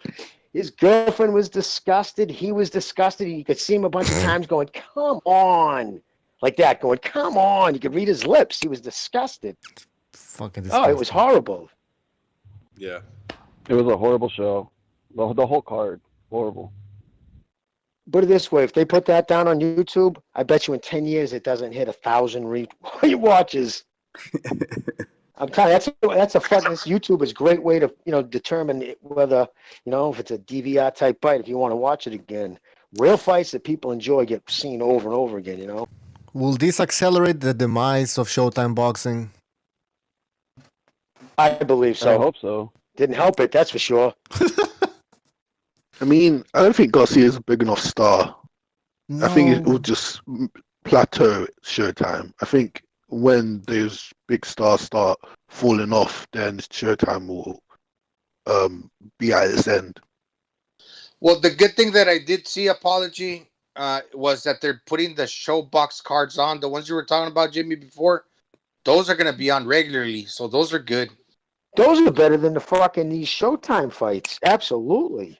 I'm not even joking. The Showbox fights are decent compared to this trash. I mean, it's like fucking, dude, I just gave up another Saturday night. I don't know how many more of those motherfuckers I have left. You know what I mean? Yeah. Fuck you, Garcia. It's true. Yeah, there's a lot of Vinnie Macs out there, so they're always going to have their weird fans and make their money and stuff. It's just people like us are just going to just drift away from it, and they're going to wonder what's wrong with us and why don't we support, but they'll never understand, People were booing. Exactly. People were booing Danny Garcia. So what does that tell you? Were these guys fans of Danny Garcia? Is that why they went to the arena? Or did he get free Booing tickets? a Puerto Rican in New York City. Yep. That's unheard of. That's unheard of. Yep. I mean, I don't like Barclays Center, to be honest with you. I don't. It sucks to get to, dude. You're from New York and you don't like Did he get kicked out? Recognized? No, I don't Is like that why? it, man. Did he get kicked out? Is that why? No. Never got kicked Not out yet. of there. Madison Square Garden is it's where it's at. That's where I got kicked out, and I For still love life? that place. It's a mecca, man. Were you kicked out for life? No, I was kicked. I think I told you guys I was at the Reddick Bow, Yeah. Andrew Galata fight. Yeah, the riot. They confused Oh, me yeah. because I got into a fight outside of the garden. They confused me as being With one of part the of the riders. riot. You're part of No, history, I'm not making man. excuses. No, I swear on everything. I didn't get into a fight in the garden. I got into a fight outside with, the Recognize thugs you that do were understand. there. You do understand that you're part of history. Right, but I proved it because my arrest proved that that I was arrested outside for That's fighting, pretty. not inside. Wait, so you know, like Broner, who's banned from, he got a fucking letter. He's banned from Uber for life. He can never take another Uber. What? Not even here. Yeah, Adrian Broner was on TMZ, man. Somebody sent it to me in a DM. I don't know how old it is, but yeah, he berated the driver, acted like an insane 17-year-old. No, I did see this. I did. Yeah, and you could, and then he like, I got Uber, right? I have Uber. Let's say if I'm in the city, the I want app to in have your a few phone, right? drinks. Oh shit. If I want to have a few drinks, I'll take an Uber. But if you get out of line, if you assault or like harass a Uber driver, Uber can Pull your card. Yeah, they could pull your card. And Go fuck. imagine They send you a go fuck yourself notification. We don't want your money. Speaking of Brenner, Jim, did you hear the why is story it of what Brenner did whenever a you're few getting weeks a ago? fight in public and No. like you're defending your friend or something, they call it inciting a riot, or they charge you with like conspiracy to riot or something, when it's really just like you're just trying to help your friend not get jumped by a bunch of Right, dudes that's or what they did something, with and me. It's a bullshit charge. Michael, stop. That's what they did with me in the Reddick Bow. Right, so afterwards, people were, they were hot and they wanted to fight outside, and we got into an altercation with some guys. The cops and the judge didn't really care who started the fight. They just, it was like, okay, they caught you guys fighting, So Madison Square Garden had a list of all the people who got arrested, and they banned them from coming to MSG. And I was like, wait a second, I got into a fight outside, not inside. Like it doesn't matter. Sounds Yeah, like high Jimmy, school. to my point, do you know? Go ahead, Michael. No, I'm just saying it sounds like high school. Pretty much. Yeah, Jimmy, do you Like know? how they, Did you like hear they, the both, they news get about they, Brenner a few they weeks get you ago? in trouble for fighting and shit when it's self-defense. It's like high school. Yeah, Jimmy, do you hear what happened a few weeks ago with Brenner? What, when he asked for money? No, about him trying to flirt with an underage girl. Oh yeah, the 15-year-old girl. She put him on blast. Yeah. Yeah. No, I was just listening. What was the call saying about what getting in fights is high school? No, I don't. No, like I the think way he's- they I'm treated just curious. recognize about that, like how they charge them with, oh, you're fighting okay, yeah, no, outside, okay, or yeah, you're all right, no, part I of agree, this. yeah, oh, They do that to absolutely. you in high school. Exactly, yeah. No, because sometimes you can't help but fighting. Sometimes you have to in the street just because you have to, even when you don't want to. Sometimes you. And then sometimes you're shorter, so you get Napoleon. You think people are trying to fuck with you, so you end up fighting anyway. I'm sorry I haven't been posting on social media, but I'm going through some tough times at this moment. If you can send me $10 on Cash App, about Billions89, I will appreciate it. Support me and fight for you. That's what Bronner Jeez. posted. Look What's at all the going on? money. I'm sorry, I haven't been posting on social media. Look at he's flushing money down the toilet right there. He's tearing up money and flushing it down the toilet. And then he needs Like, money. I'm supposed to feel bad for a guy. Like, Exactly. no, I don't feel bad for you, bro. What did you put that together, Bucho? No, I think Haymanites. I took it from Haymanites. Oh, all right. I'm like, wow, man, you're quick as a motherfucker. Dude. No. How'd you do that quick? But yeah, I mean, that's pretty sad. And guys, if you actually have money and you want to help somebody in the boxing community, I suggest you help us out. You can Help donate. Bucho Yeah. and BDA. Help BDA Boxing. your money's going to the right place instead of to the, Yeah, to the online toilet. We're not gonna burn your money. I'm gonna burn it. You're not gonna flush it down the toilet. Right. You're not gonna flush it. I do feel Hey bad guys, for Bro. these guys are trying to save the world, so support. They're trying to save boxing, literally. In the front line, make boxing And, great again. and no joke, it is you guys. It's people like you, guys who are willing to take their time out of their lives and go through all the bullshit of setting up the podcast. It's a pain in the ass to fucking go through all the shit you guys have to go through and the headaches. But you do it for the love of the game, and that's what keeps it alive. It's the undercurrent. It's not mainstream anymore. So it relies on people like you. So it's, you can make a joke at it, but it's 100% true. Yeah, we need to get more young people into the sport. We're thinking of doing like videos for people who are casual fans so they can start getting into the sport. And we can clarify certain things. Like a lot of people don't understand like the belts, like the alphabet belts that we have. Who's the champion? Well, how come this guy's the champion? How come what's a super champion? Yeah, they really fucked it up, man. They really did. Try to explain the belts to someone that doesn't understand and know what's going on. It'll end up sounding like the who's on first thing. You know what I mean? You know what's sad? It's like how did you look at this system and not think that this was just gonna fucking fuck shit up and like casual boxing fans can't follow, so that way they can never become from casual to like hardcore fans, Money. Yeah, because they get fucking. They, you know what I mean, right, bro? It's disgusting. They get sanction fees. But Jimmy, the thing is that it's just for individuals. So if and you're, it waters you're a everything heavy down. promoter, you're a big time promoter, you benefit. That's it. When's the last time you seen someone come into a ring who didn't have a belt? I know that's fuck. You know everyone's a champion. Used to champion. mean something. God, everyone's a champion. You see a poster for a fight for the welterweight championship. Everybody's a champion. Everybody's undefeated. Everybody. Yeah. Four division. You remember back in the days, you were a 2-division champion. It was a big deal. 3-division. Now everybody's like a 4-division champion, 14-time champion. I mean, please, man. That's unrealistic. By the way, Tim Nealon, thank you for your contribution. He says, salute BDA. See, now that's a trooper. Somebody that's actually making the sport great again. Make boxing great again. That's what's happening here. Johnny Boy in the chat. I sent you a link, man. Johnny Boy says, Showtime boxing is as dead as Kobe Bryant. Oh, man, come on. Oh, come on. That's too early, man. But you know what's fucked up about that? Hey, it's a shame. Chill out, Johnny Boy. I don't know Kobe Bryant. I feel just as bad for the fucking other 4 motherfuckers on the helicopter who died and their families. There's rumors that his daughter because he played a fucking sport. Like his life is so much more valuable. You know what I feel bad for?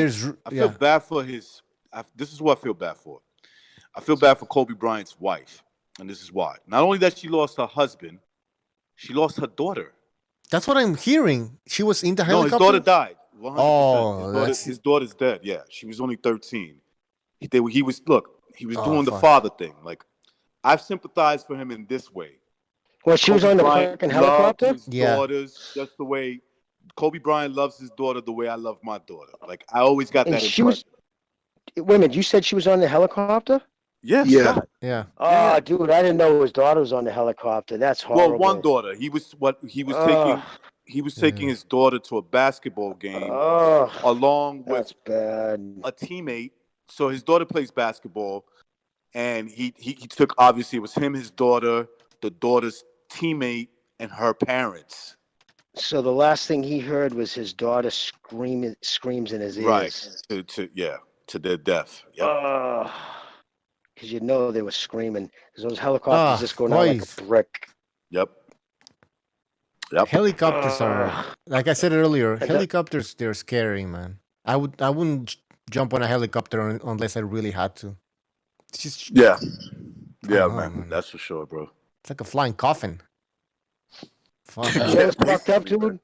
They're actually really, they're easy to fly, depending, not if you're doing a twin blade crazy one, but those little fucking small copters, Dude, my friend got one from years ago out in Arizona, and when I was out there, it's got the twin thing, like it's one bar that goes across. It's a small, tiny little two-seater thing. Dude, that thing you could swing around backwards. You ever see them like they show them like trying to corral fucking cattle and shit in Australia? That thing was nuts. It was like a carnival ride. But as long as you didn't go up, you just show certain things. You don't go upside down. You get a feel for it pretty quick, but it's actually pretty simple. It's like almost a weird, it's a Harley because you throttle it, the gas just like a fucking, with on the handle. It's crazy. Yeah, man. Jimmy, did you ever see the video image of the helicopter that crashed into the East River? No, no, I haven't. I'm Yeah, surprised. it's I happened watch about usually all that stuff. 3 years ago. I want to say 3 years ago. Like I used to ride helicopters all the time. Blackhawks and Chinooks when I was in the military. No, that's the fucking Blackhawk. That's hard because you got to do it with that. Oh no, I'm thinking the Apache. Those guys have to do it kind of one-eyed. They have to look into a fucking thing with their left eye that shows all the controls. So if they have to read all the fucking shit with one eye and fly with, no, that's a totally different beast. Yeah, and it's Kobe Bryant used to do Ucho, this all the time, where he but, would ride a helicopter. I know it's Kobe Bryant and it's not boxing, but around here, like everybody's like super depressed. Not like just to give you guys a little exclusive hands-on report here. Like everybody's like super sad about that dude. So that's all everybody's talking you're about in every time you go California. into a That's store right, now. It's Mike, like, did you hear about Kobe? Yeah.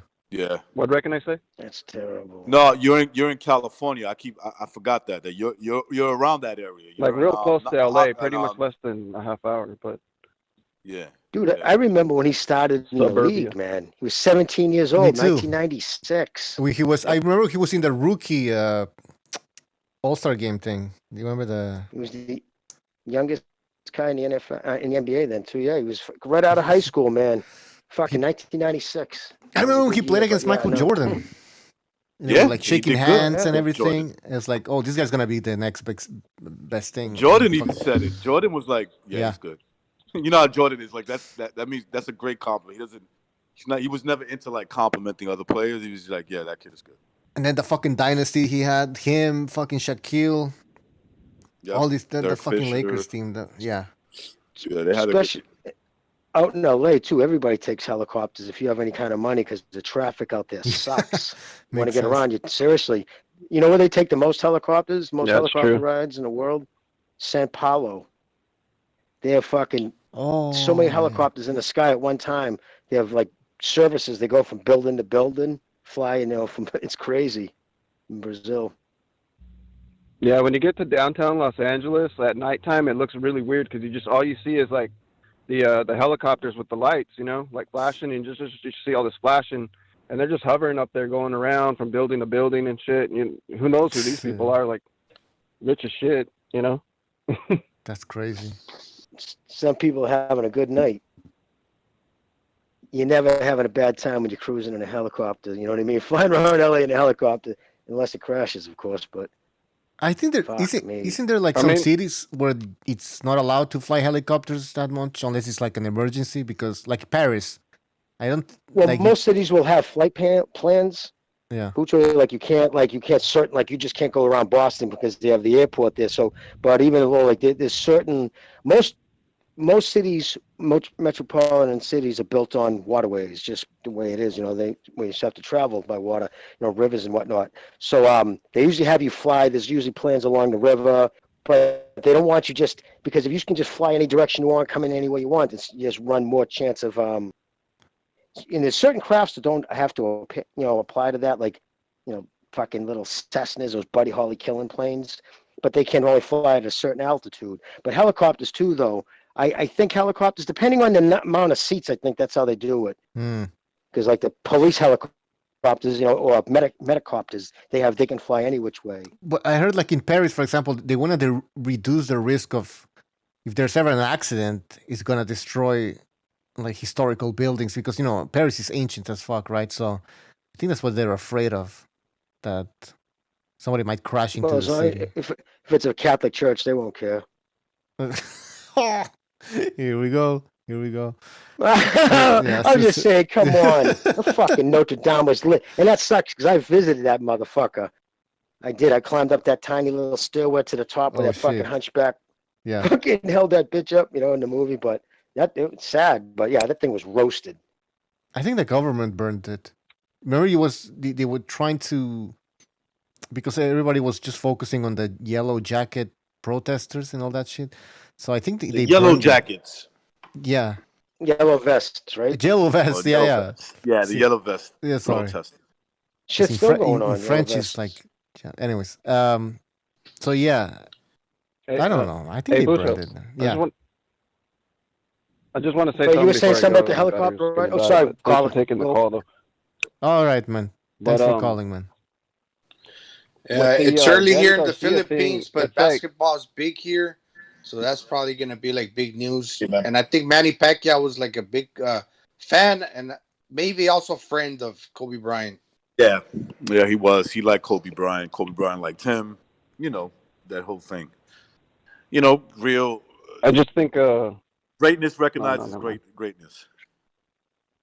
Go ahead, Michael. Well, No, just one last thing. It's just what you guys were talking about this whole show, and with Pacquiao or who's going to fight who next. It just seems like everybody's trying to find ways to get away from Pacquiao. It's almost like how in the hell did Spence just manage to crash his car? He's probably not going to fight Pacquiao. Crawford's talking about fighting McGregor or something, and then now this Danny Garcia performance. It's almost like he wants to make excuses to say he's not ready or something. I think they'll want the payday, though. And that's just my final. Okay. Well, thanks for calling, man. But yeah, I'll let you guys. All right. Take care, man. Take care. Take it Go ahead easy. and recognize. You were saying something? Recognize. Oh, he went to take a shit now. What were we talking about? Helicopters and... Yeah, you were about to say something about France and helicopters or Paris. But you never finished your that statement. they were afraid of helicopters crashing into historical buildings. Yes. I mean, they do fly helicopters when it's like a police helicopter or like something like that, but they don't do like in LA, like Michael Stott just said, that they're flying just people from building to building. They don't do that over there. And by the way, Paris, you've been there, right, Jimmy? They don't have skyscrapers, right? Or do they? No, they don't. No, they don't. They don't have like tall buildings like we have here in the States. But they got some crazy architecture, just beautiful. But it's what about the? I don't want to. We'll save that for the second Renaissance. I was gonna say some shit, but But no, man, I'm just so fucking disappointed about last night and the whole sport in general. But hopefully we get something coming up. They're eventually gonna have to fight each other. I've just lost interest. I have no interest in Jarret Hurd. None. I don't care what that clown does. And I'll tell you right now, when he eventually goes to 160, he's going to get he's going to get beat up. Oh, you see, that's the thing. He actually believes that people are interested in watching him fight like the way he did this time. He's oblivious to the fact that we enjoyed watching him because he went to war. Well, let's be honest, dude, right? You're a Mexican brother. I'm a fucking, white, thick, stupid dude, and we like fights. We appreciate the sport, the boxing, but we like brawls. And because that was his style, he caught so much shit. You go to he was one of the few black fighters on the LDBC didn't get any love. You know what I mean? They used to kind of crucify him, about his come forward style. So I think that was to appease his people, but could be. He didn't make any new fans. Look, I'm not saying that a fighter should, like, if he's concerned about his health, that he should look to like fight toe to toe. But this is the fight game, and this is about the only thing you can do. You can throw a lot of punches, and you have decent punching power, but you don't have exceptional punching power. You can't get it done with one shot. So if he's acting like he's supposed to be like this big superstar, don't do that, because you sound ridiculous. Because fighting off the back foot when you have, like you said, the crowd that's booing you, putting on these boring performances, fans are not gonna fall in love with the style, with the new style. Well, they were booing Hurd too. I had the volume off. I couldn't handle fucking the They announcer. they booed Jarret Hurd. I heard. Yeah, they booed everybody last night, wrecking. Yeah, they were booing I had the volume off, dude. I couldn't handle that fucking. What amped up wasn't the weirdo. slogan? Wasn't the slogan for Showtime before? I'm not sure. Was it Legendary Nights? Yeah. Yeah. But Well, what this you just wasn't said one. to your point, brother. What you just talking about, if it's the fight game, you're worried about your health. That was when Mickey said he knew it was time to quit, because it wasn't until after the third Toro fight he actually thought about his health. Before that, he said, "Nah, I never thought about it." You think about your health as a fighter, your career is done. Didn't Mickey start like losing sight? Didn't he start losing sight from one of his eyes after the after the third Gary fight? Well, he ruptured his eardrum. Was it the second fight? Was it the first? Wasn't it the first fight? In the first fight, the damage that was done was he broke his auricle bone. He had a hairline fracture, his auricle bone. He had a fractured nose. He had, I think it was 13 teeth, bottom teeth punched down into his gum line. Oh, he had, whoa! A third of an inch down into his gum line. Oh, he swallowed that's 2.5 pints. He swallowed 2.5 pints of blood. His brain was swelled into the equivalent of, the doctor said, being in about 40 mile an hour car accidents with your head hitting the windshield. He had fluid on his spine, and he had blood in his bowels. Yeah, no, he had his hands were fucking. Yeah, his head was swollen, and he doesn't swell easy. So when I saw him, you can almost see his heartbeat in some of his eyes. But a Toro, oh my God! His girl had to hold his eye open as he talked to us. She was holding his fucking eye open with her finger. Oh yeah, you told us. Just Yeah, I to remember. talk. Yeah. Sick. Fucking crazy, man. I Go ahead. want to give Johnny. my condolences to Kobe. He was that was my era, because I was just a kid for Jordan and all them guys, you know. I was just a little kid, but fucking Kobe, that was my era, so he was a great ball player. Rest in peace. The only thing, and I know I'm making a joke in the fucking chat or whatever, but he was a great ball player. Rest in peace. But I'm just gonna, I know, and I hate to be a fucking jag off, but I'm gonna get pissed off here in the fucking Sports Center for the next week and a half here, fucking going off. But rest in peace. I just felt terrible that his daughter was involved. I felt terrible for his wife. Yeah. You know what I mean? The dead don't know nothing. The only thing the dead knows is that it's better to be alive. It's the people you leave behind. You got to worry. You know, that's who your sorrow goes to. The fact that his wife lost him and his daughter, that's cold-blooded. Yeah, I just took my mother to the movie theater. We just went and seen that 1917, the World War I movie. Yeah. Was it any good? Was it good, Johnny? It's good, isn't it? It was fucking great, bro. That's probably the best war one I've seen since Yeah, Private Ryan, it was. bro. One of the first fucking movies to come out in a long time I'm interested in seeing. Yeah, that was Jimmy. It was great. It was money well spent. I recommend as soon as possible to watch it. But this little black dude was waiting in line for the popcorn with me, and he's going, "Motherfucker!" And there's like people with their family. I'm like, "What the?" There's people with their kids and shit. I'm like, "What the fuck is the problem, bro? What the hell's the matter with you?" And he's like, man, I'm just pissed off, man. Somebody just texted me, said Kobe Bryant died.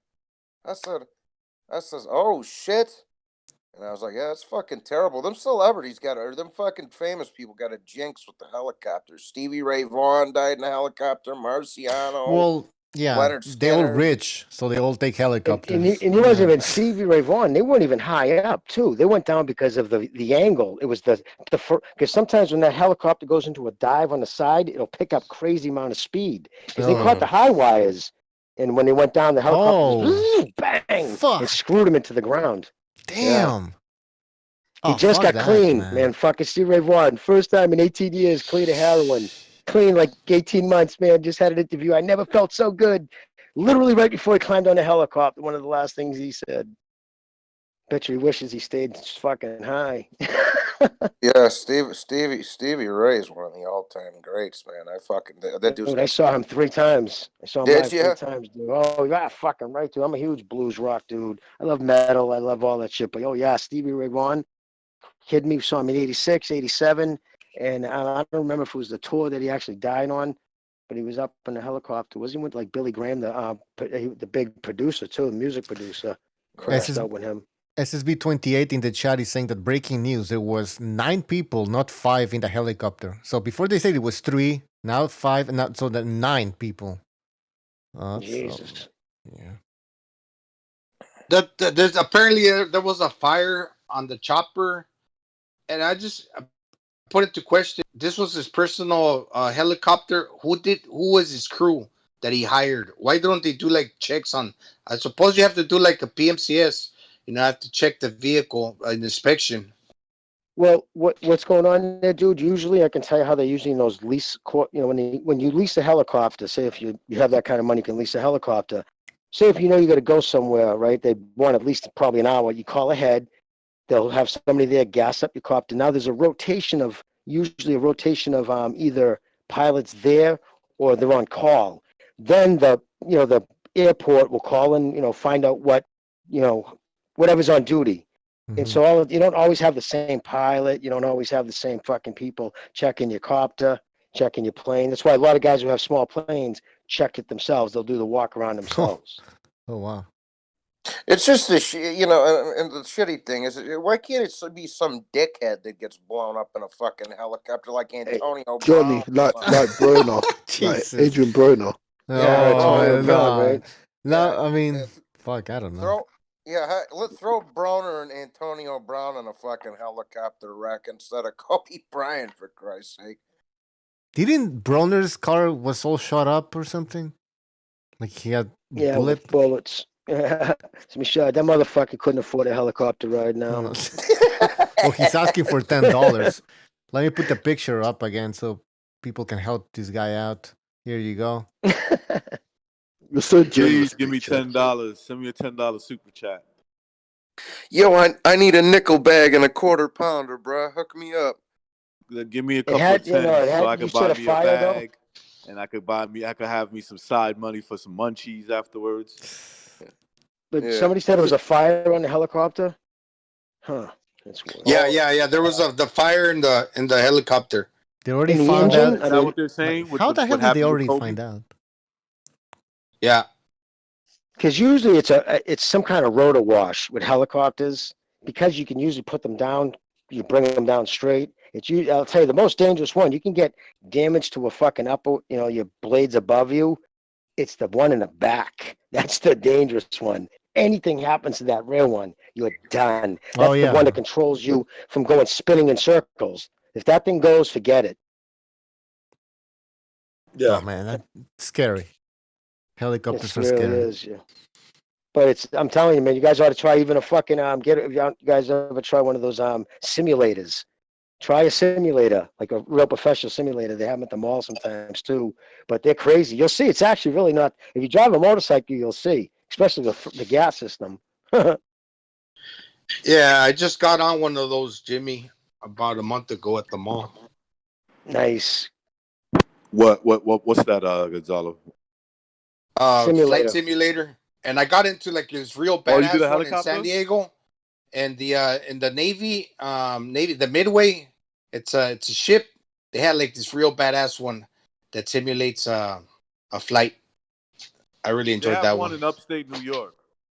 They got one in upstate New York, Jimmy. You might be familiar with it. It's like by Newburgh, a little past Newburgh. Oh, that's a real school, like a simulator. They have all like the simulators. That's where like people go to get trained, right? In upstate, yeah. Because they're the ones you can pay certain, pay. Well, how much did you cost you, dude? At the mall. What? At the mall, what is it? 200, like $4. This was a virtual reality. It wasn't a simulator, but it's virtual reality. The simulator in San Diego, I went into one, and the Midway. It's a ship. I'll tell you a good one. When me and the old man was in Florida one time, I was maybe like 12 or 13 or something. Because my pops used to drag race and all that shit, and that's dope. Yeah, and he fucking he took. There was this car thing. I think it was was like out a little bit outside of Orlando or some shit like that, maybe where SeaWorld and Universal. But anyways, there was this thing with these air-powered drag cars, bro, okay? And the fucking thing ran a quarter mile in like 2 seconds, bro. It was insane.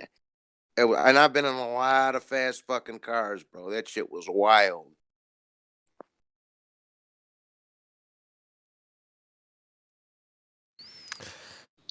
Yeah, the helicopter thing, I never did it, man. They're just like, nah, fuck this. I had a chance to do it, but I was just like, nah.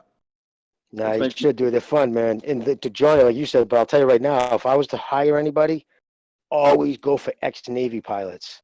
If you're hiring a fucking plane pilot, right? oh, without a doubt, dude, without a doubt, they're the best. Like How the much ones they, who, how much they go for? How much they go for? well, those guys will depend. They'll probably make $400 an hour for a pilot. If you would, lease a pilot to drive you somewhere, they'll get like $400 an hour for.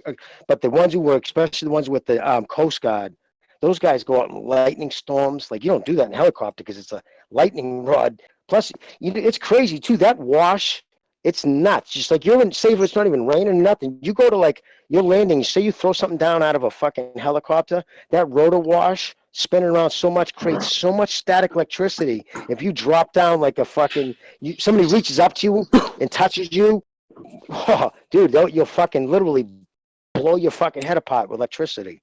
That's how much electricity you think. The static electricity will kill you.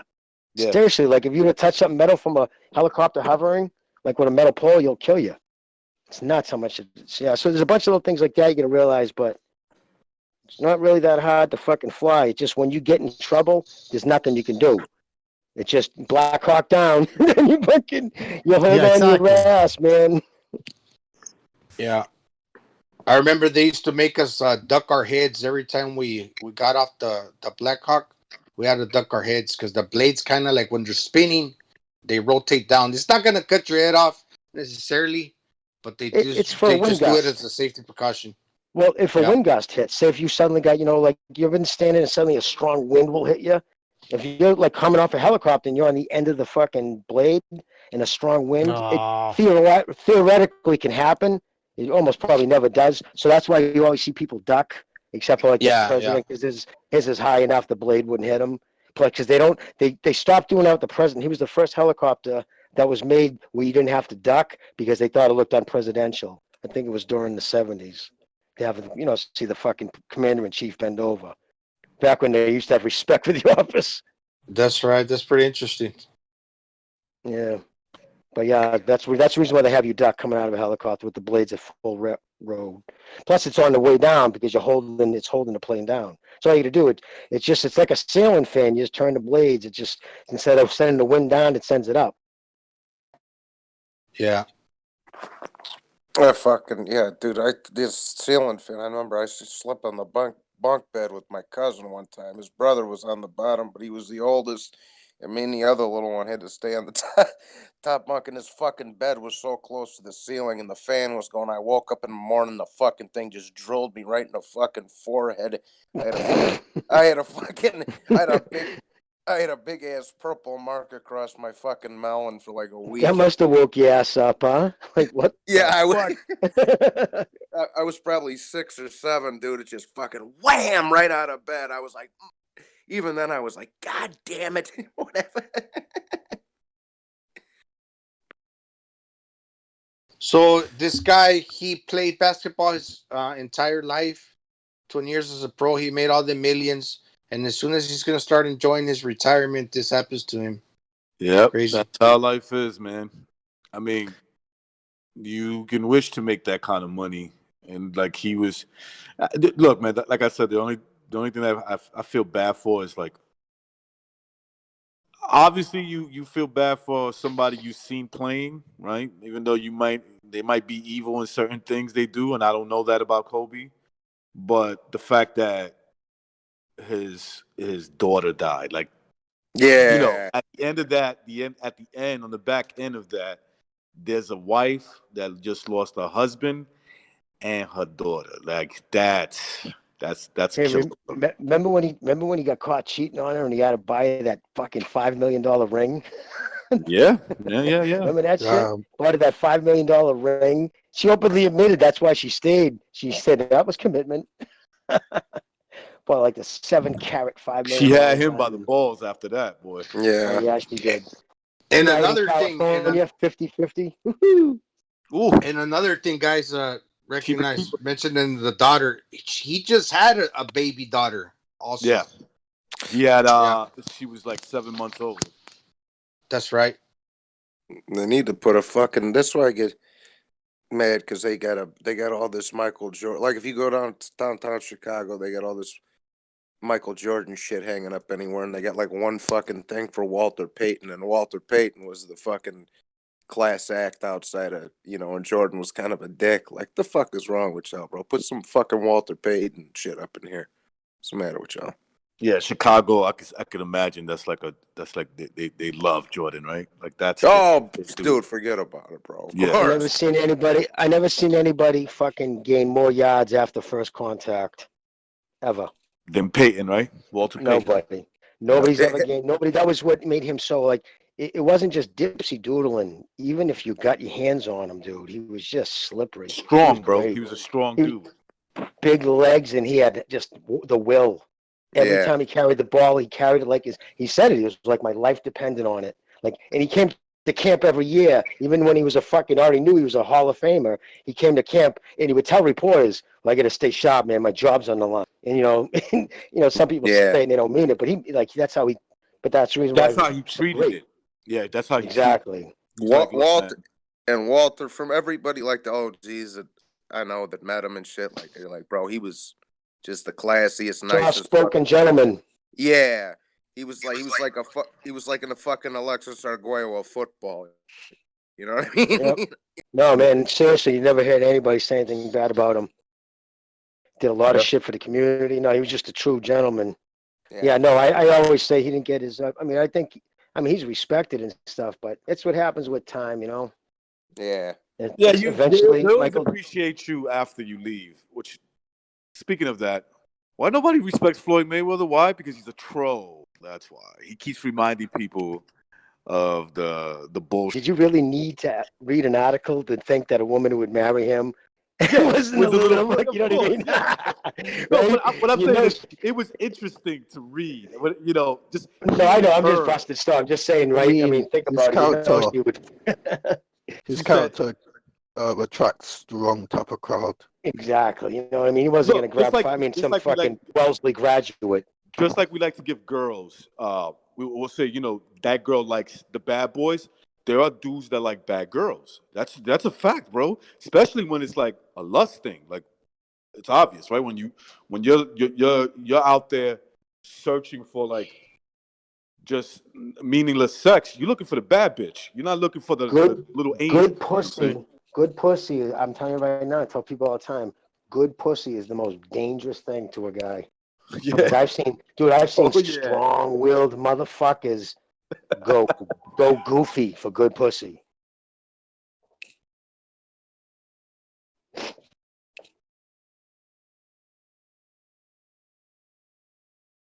You guys can hear me? Yeah, can you hear me? All right, we're gonna have to end the show. It's the second time that this disconnects. I don't know. I think it's my internet for sure. So I don't know. We're gonna have to end it because it keeps cutting off. And then on good pussy, right? I know. Hey, Second Renaissance. Every Thursday we're doing a Second Renaissance show. That's guaranteed every Thursday, and we might have another one during the week, but we'll let you guys know. But thank you for joining us. And listen, the fight card was kind of boring, so it's kind of hard to Yeah, somebody was complaining in the chat. Somebody was saying, I know what happened with Kobe, but let's stick to the great boxing card that we had yesterday. But I'm like, what card? What great card are you talking about? It was boring. Maybe they were being facetious. Yeah, probably. It was a joke, I guess. Or sarcastic. Yeah, sarcastic, yeah. But anyways, guys. I thought it was as good as fucking Vinnie Mac calling in with the same shit. No. Same troll he does. Hey, Gonzalo, I just wanted to ask, was it you last time? One of your kids was sick? Was it you who said that? Because if it wasn't, I just wanted to check. Was someone of you guys? Because my wife had a second miscarriage. Oh shit, dude! I knew there was something fucking there was something I needed to say my condolences for, or something I wanted to say. Yeah, dude, I'm sorry to hear that, brother. From the bottom of my heart, man. Seriously, my condolences, brother. Yeah, it is. Yeah, thank you. Appreciate it. No problem, brother. Life goes on. Yep. You do have kids, right? Already? No, it's my That would have been your second first attempt to have a child with my wife, and Oof, the first one died at 8 apologies. months on my birthday last year, and this one was just basically like a month where she couldn't move Jesus, I'm forward sorry I with it. brought this up now for you, dude, but I didn't want you to think I'm a fucking cold-hearted prick. 'Cause I thought I heard something along those lines. All right, brother. Again, sorry, my condolences, dude. Just be there for Yeah, each other, thanks, man. man. Fucking, it'll overcome, brother. Seriously, find peace. That's all. Don't let demons get in your head. That's all, brother. Fight the demons. You know what I'm talking about. Yeah, basically try again, see if I can have a child here. But because you like me, dude, we're both graduates of the fucking over partying disease. You know what I mean by demons. A lot of people are, man. Yeah. Don't give in to the demons, brother. I'm younger than you guys, but I'm a graduate of that fucking school. So you know what about the demons too, dude. Yeah. Gotta stop the screaming, yeah. But just No, lean on it's each true. other, It's brother. true. James 2:19 in the Bible says that even says, "Do you believe in God?" It poses a question, and it goes, "Even the demons believe, yet they shudder." Even the demons believe in God. So, This is what I always say, man. This is my advice to anyone. It's easy to blow away everything. It's hard to build something. So if you're building something, just think about that, man. It can get destroyed with a snap or a blink of an eye. You know what you worked on, and that's what I always try to always remember. Plus you're my only friend from the Philippines, dude. yeah, You know? it's like Kobe Bryant died at 41. I'm 41, and he passed away. Now you're saying it's he lost a daughter. So man, it kind of puts things into perspective. How Exactly. Think about how hard it was for precious him life and his is. wife to build a family, raise it, and just like that, she loses, the one of the creators of their children and one of their creations. Just Exactly. with the snap Blink of an eye. That's life, Remember I man. said that over the summer? Remember I said over the Fragile. summer, my girl just took my dog, took the dog out of the house, man, middle of the afternoon. And she just took just one right out front of the house, man. She almost died. They cut her fucking legs off, man. Jesus, just like that. You Damn. just never know. And I've always lived by that. I've always said I'll never be that fucking imbecile that says I can't believe it happened here. You know what I mean? When they find out there's a serial killer in the neighborhood or some fucked up thing happened, I can't believe that happened in this neighborhood. I'm that dude who leaves the house thinking every time someone's gonna mug me tonight, huh? All right, motherfucker. Yeah, I have that mentality as well. Exactly. I got You gotta have that. I got you. If I'm going It in the even city, happened to a tough guy, Ricardo Mayorga, a gang leader. Yeah. Well, those are. Who said he was a gang leader? Gonzalo, that's what it really happens to. When you really look at it, man, it's the guy who you never want people to fear you too much, bro. Somebody will take care of that. That's the one thing. If you get feared a little too much, there's always somebody who's willing to take care of that. fear breeds contentment. Fear breeds fucking people who want to pay you back, or they want to build off your name. Yeah, no, man. You in a neighborhood, especially in a city, you want that little bit of combination of love and fear. Respect is what it comes down to. If you're respected, you're all right. You don't go around banging other people's fucking old ladies. You don't talk shit about fucking people. And that way, if you know you didn't do those two things, someone steps to you, you know you're in the right. So do Listen, them. man. The one thing I could say, I grew up in a tough neighborhood. It's it's still pretty tough. Not as bad as when I was growing up. The one thing everybody can say, yo, listen, man.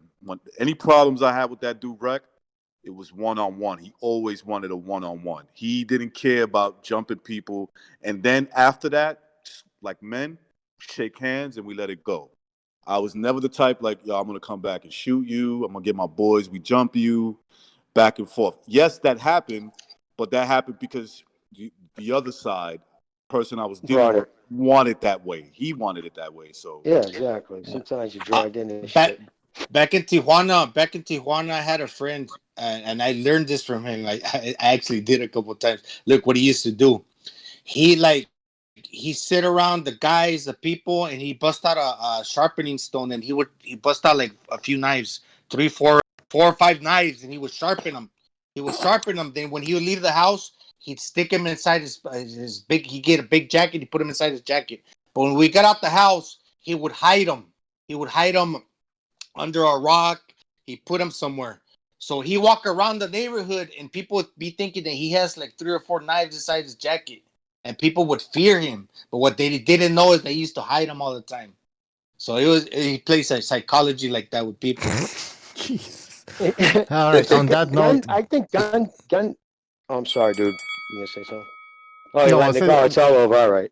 yeah, we gotta end the show. We gotta keep it 2 hours. So yeah, and I gotta stop coming in late. No, it's fine, man. Guys, I just want to thank you for joining us. We're going to have more shows this week, also including Second Renaissance. So subscribe if you haven't subscribed yet. Second Renaissance, where we talk about anything and everything, conspiracies, politics, economics, you name it. So The Franklin cover-up. Yeah, exactly. I don't know. Wait, what about, which topic should we talk about next time, though? The impeachment scam. Yes. Well, this is not going anywhere. All right, that's not going anywhere. Okay, yeah, he's gonna get it. Addiction's good, man. I know a lot about Addictions. Oh, Yeah, same. so do I. We can do that. We can talk about drugs. Addiction is good. All right. To talk about all kinds of crazy shit when they can lead from there, boy. And then we'll do the When you're O.J. Simpson addicted, trial. You do Adrenaline addiction.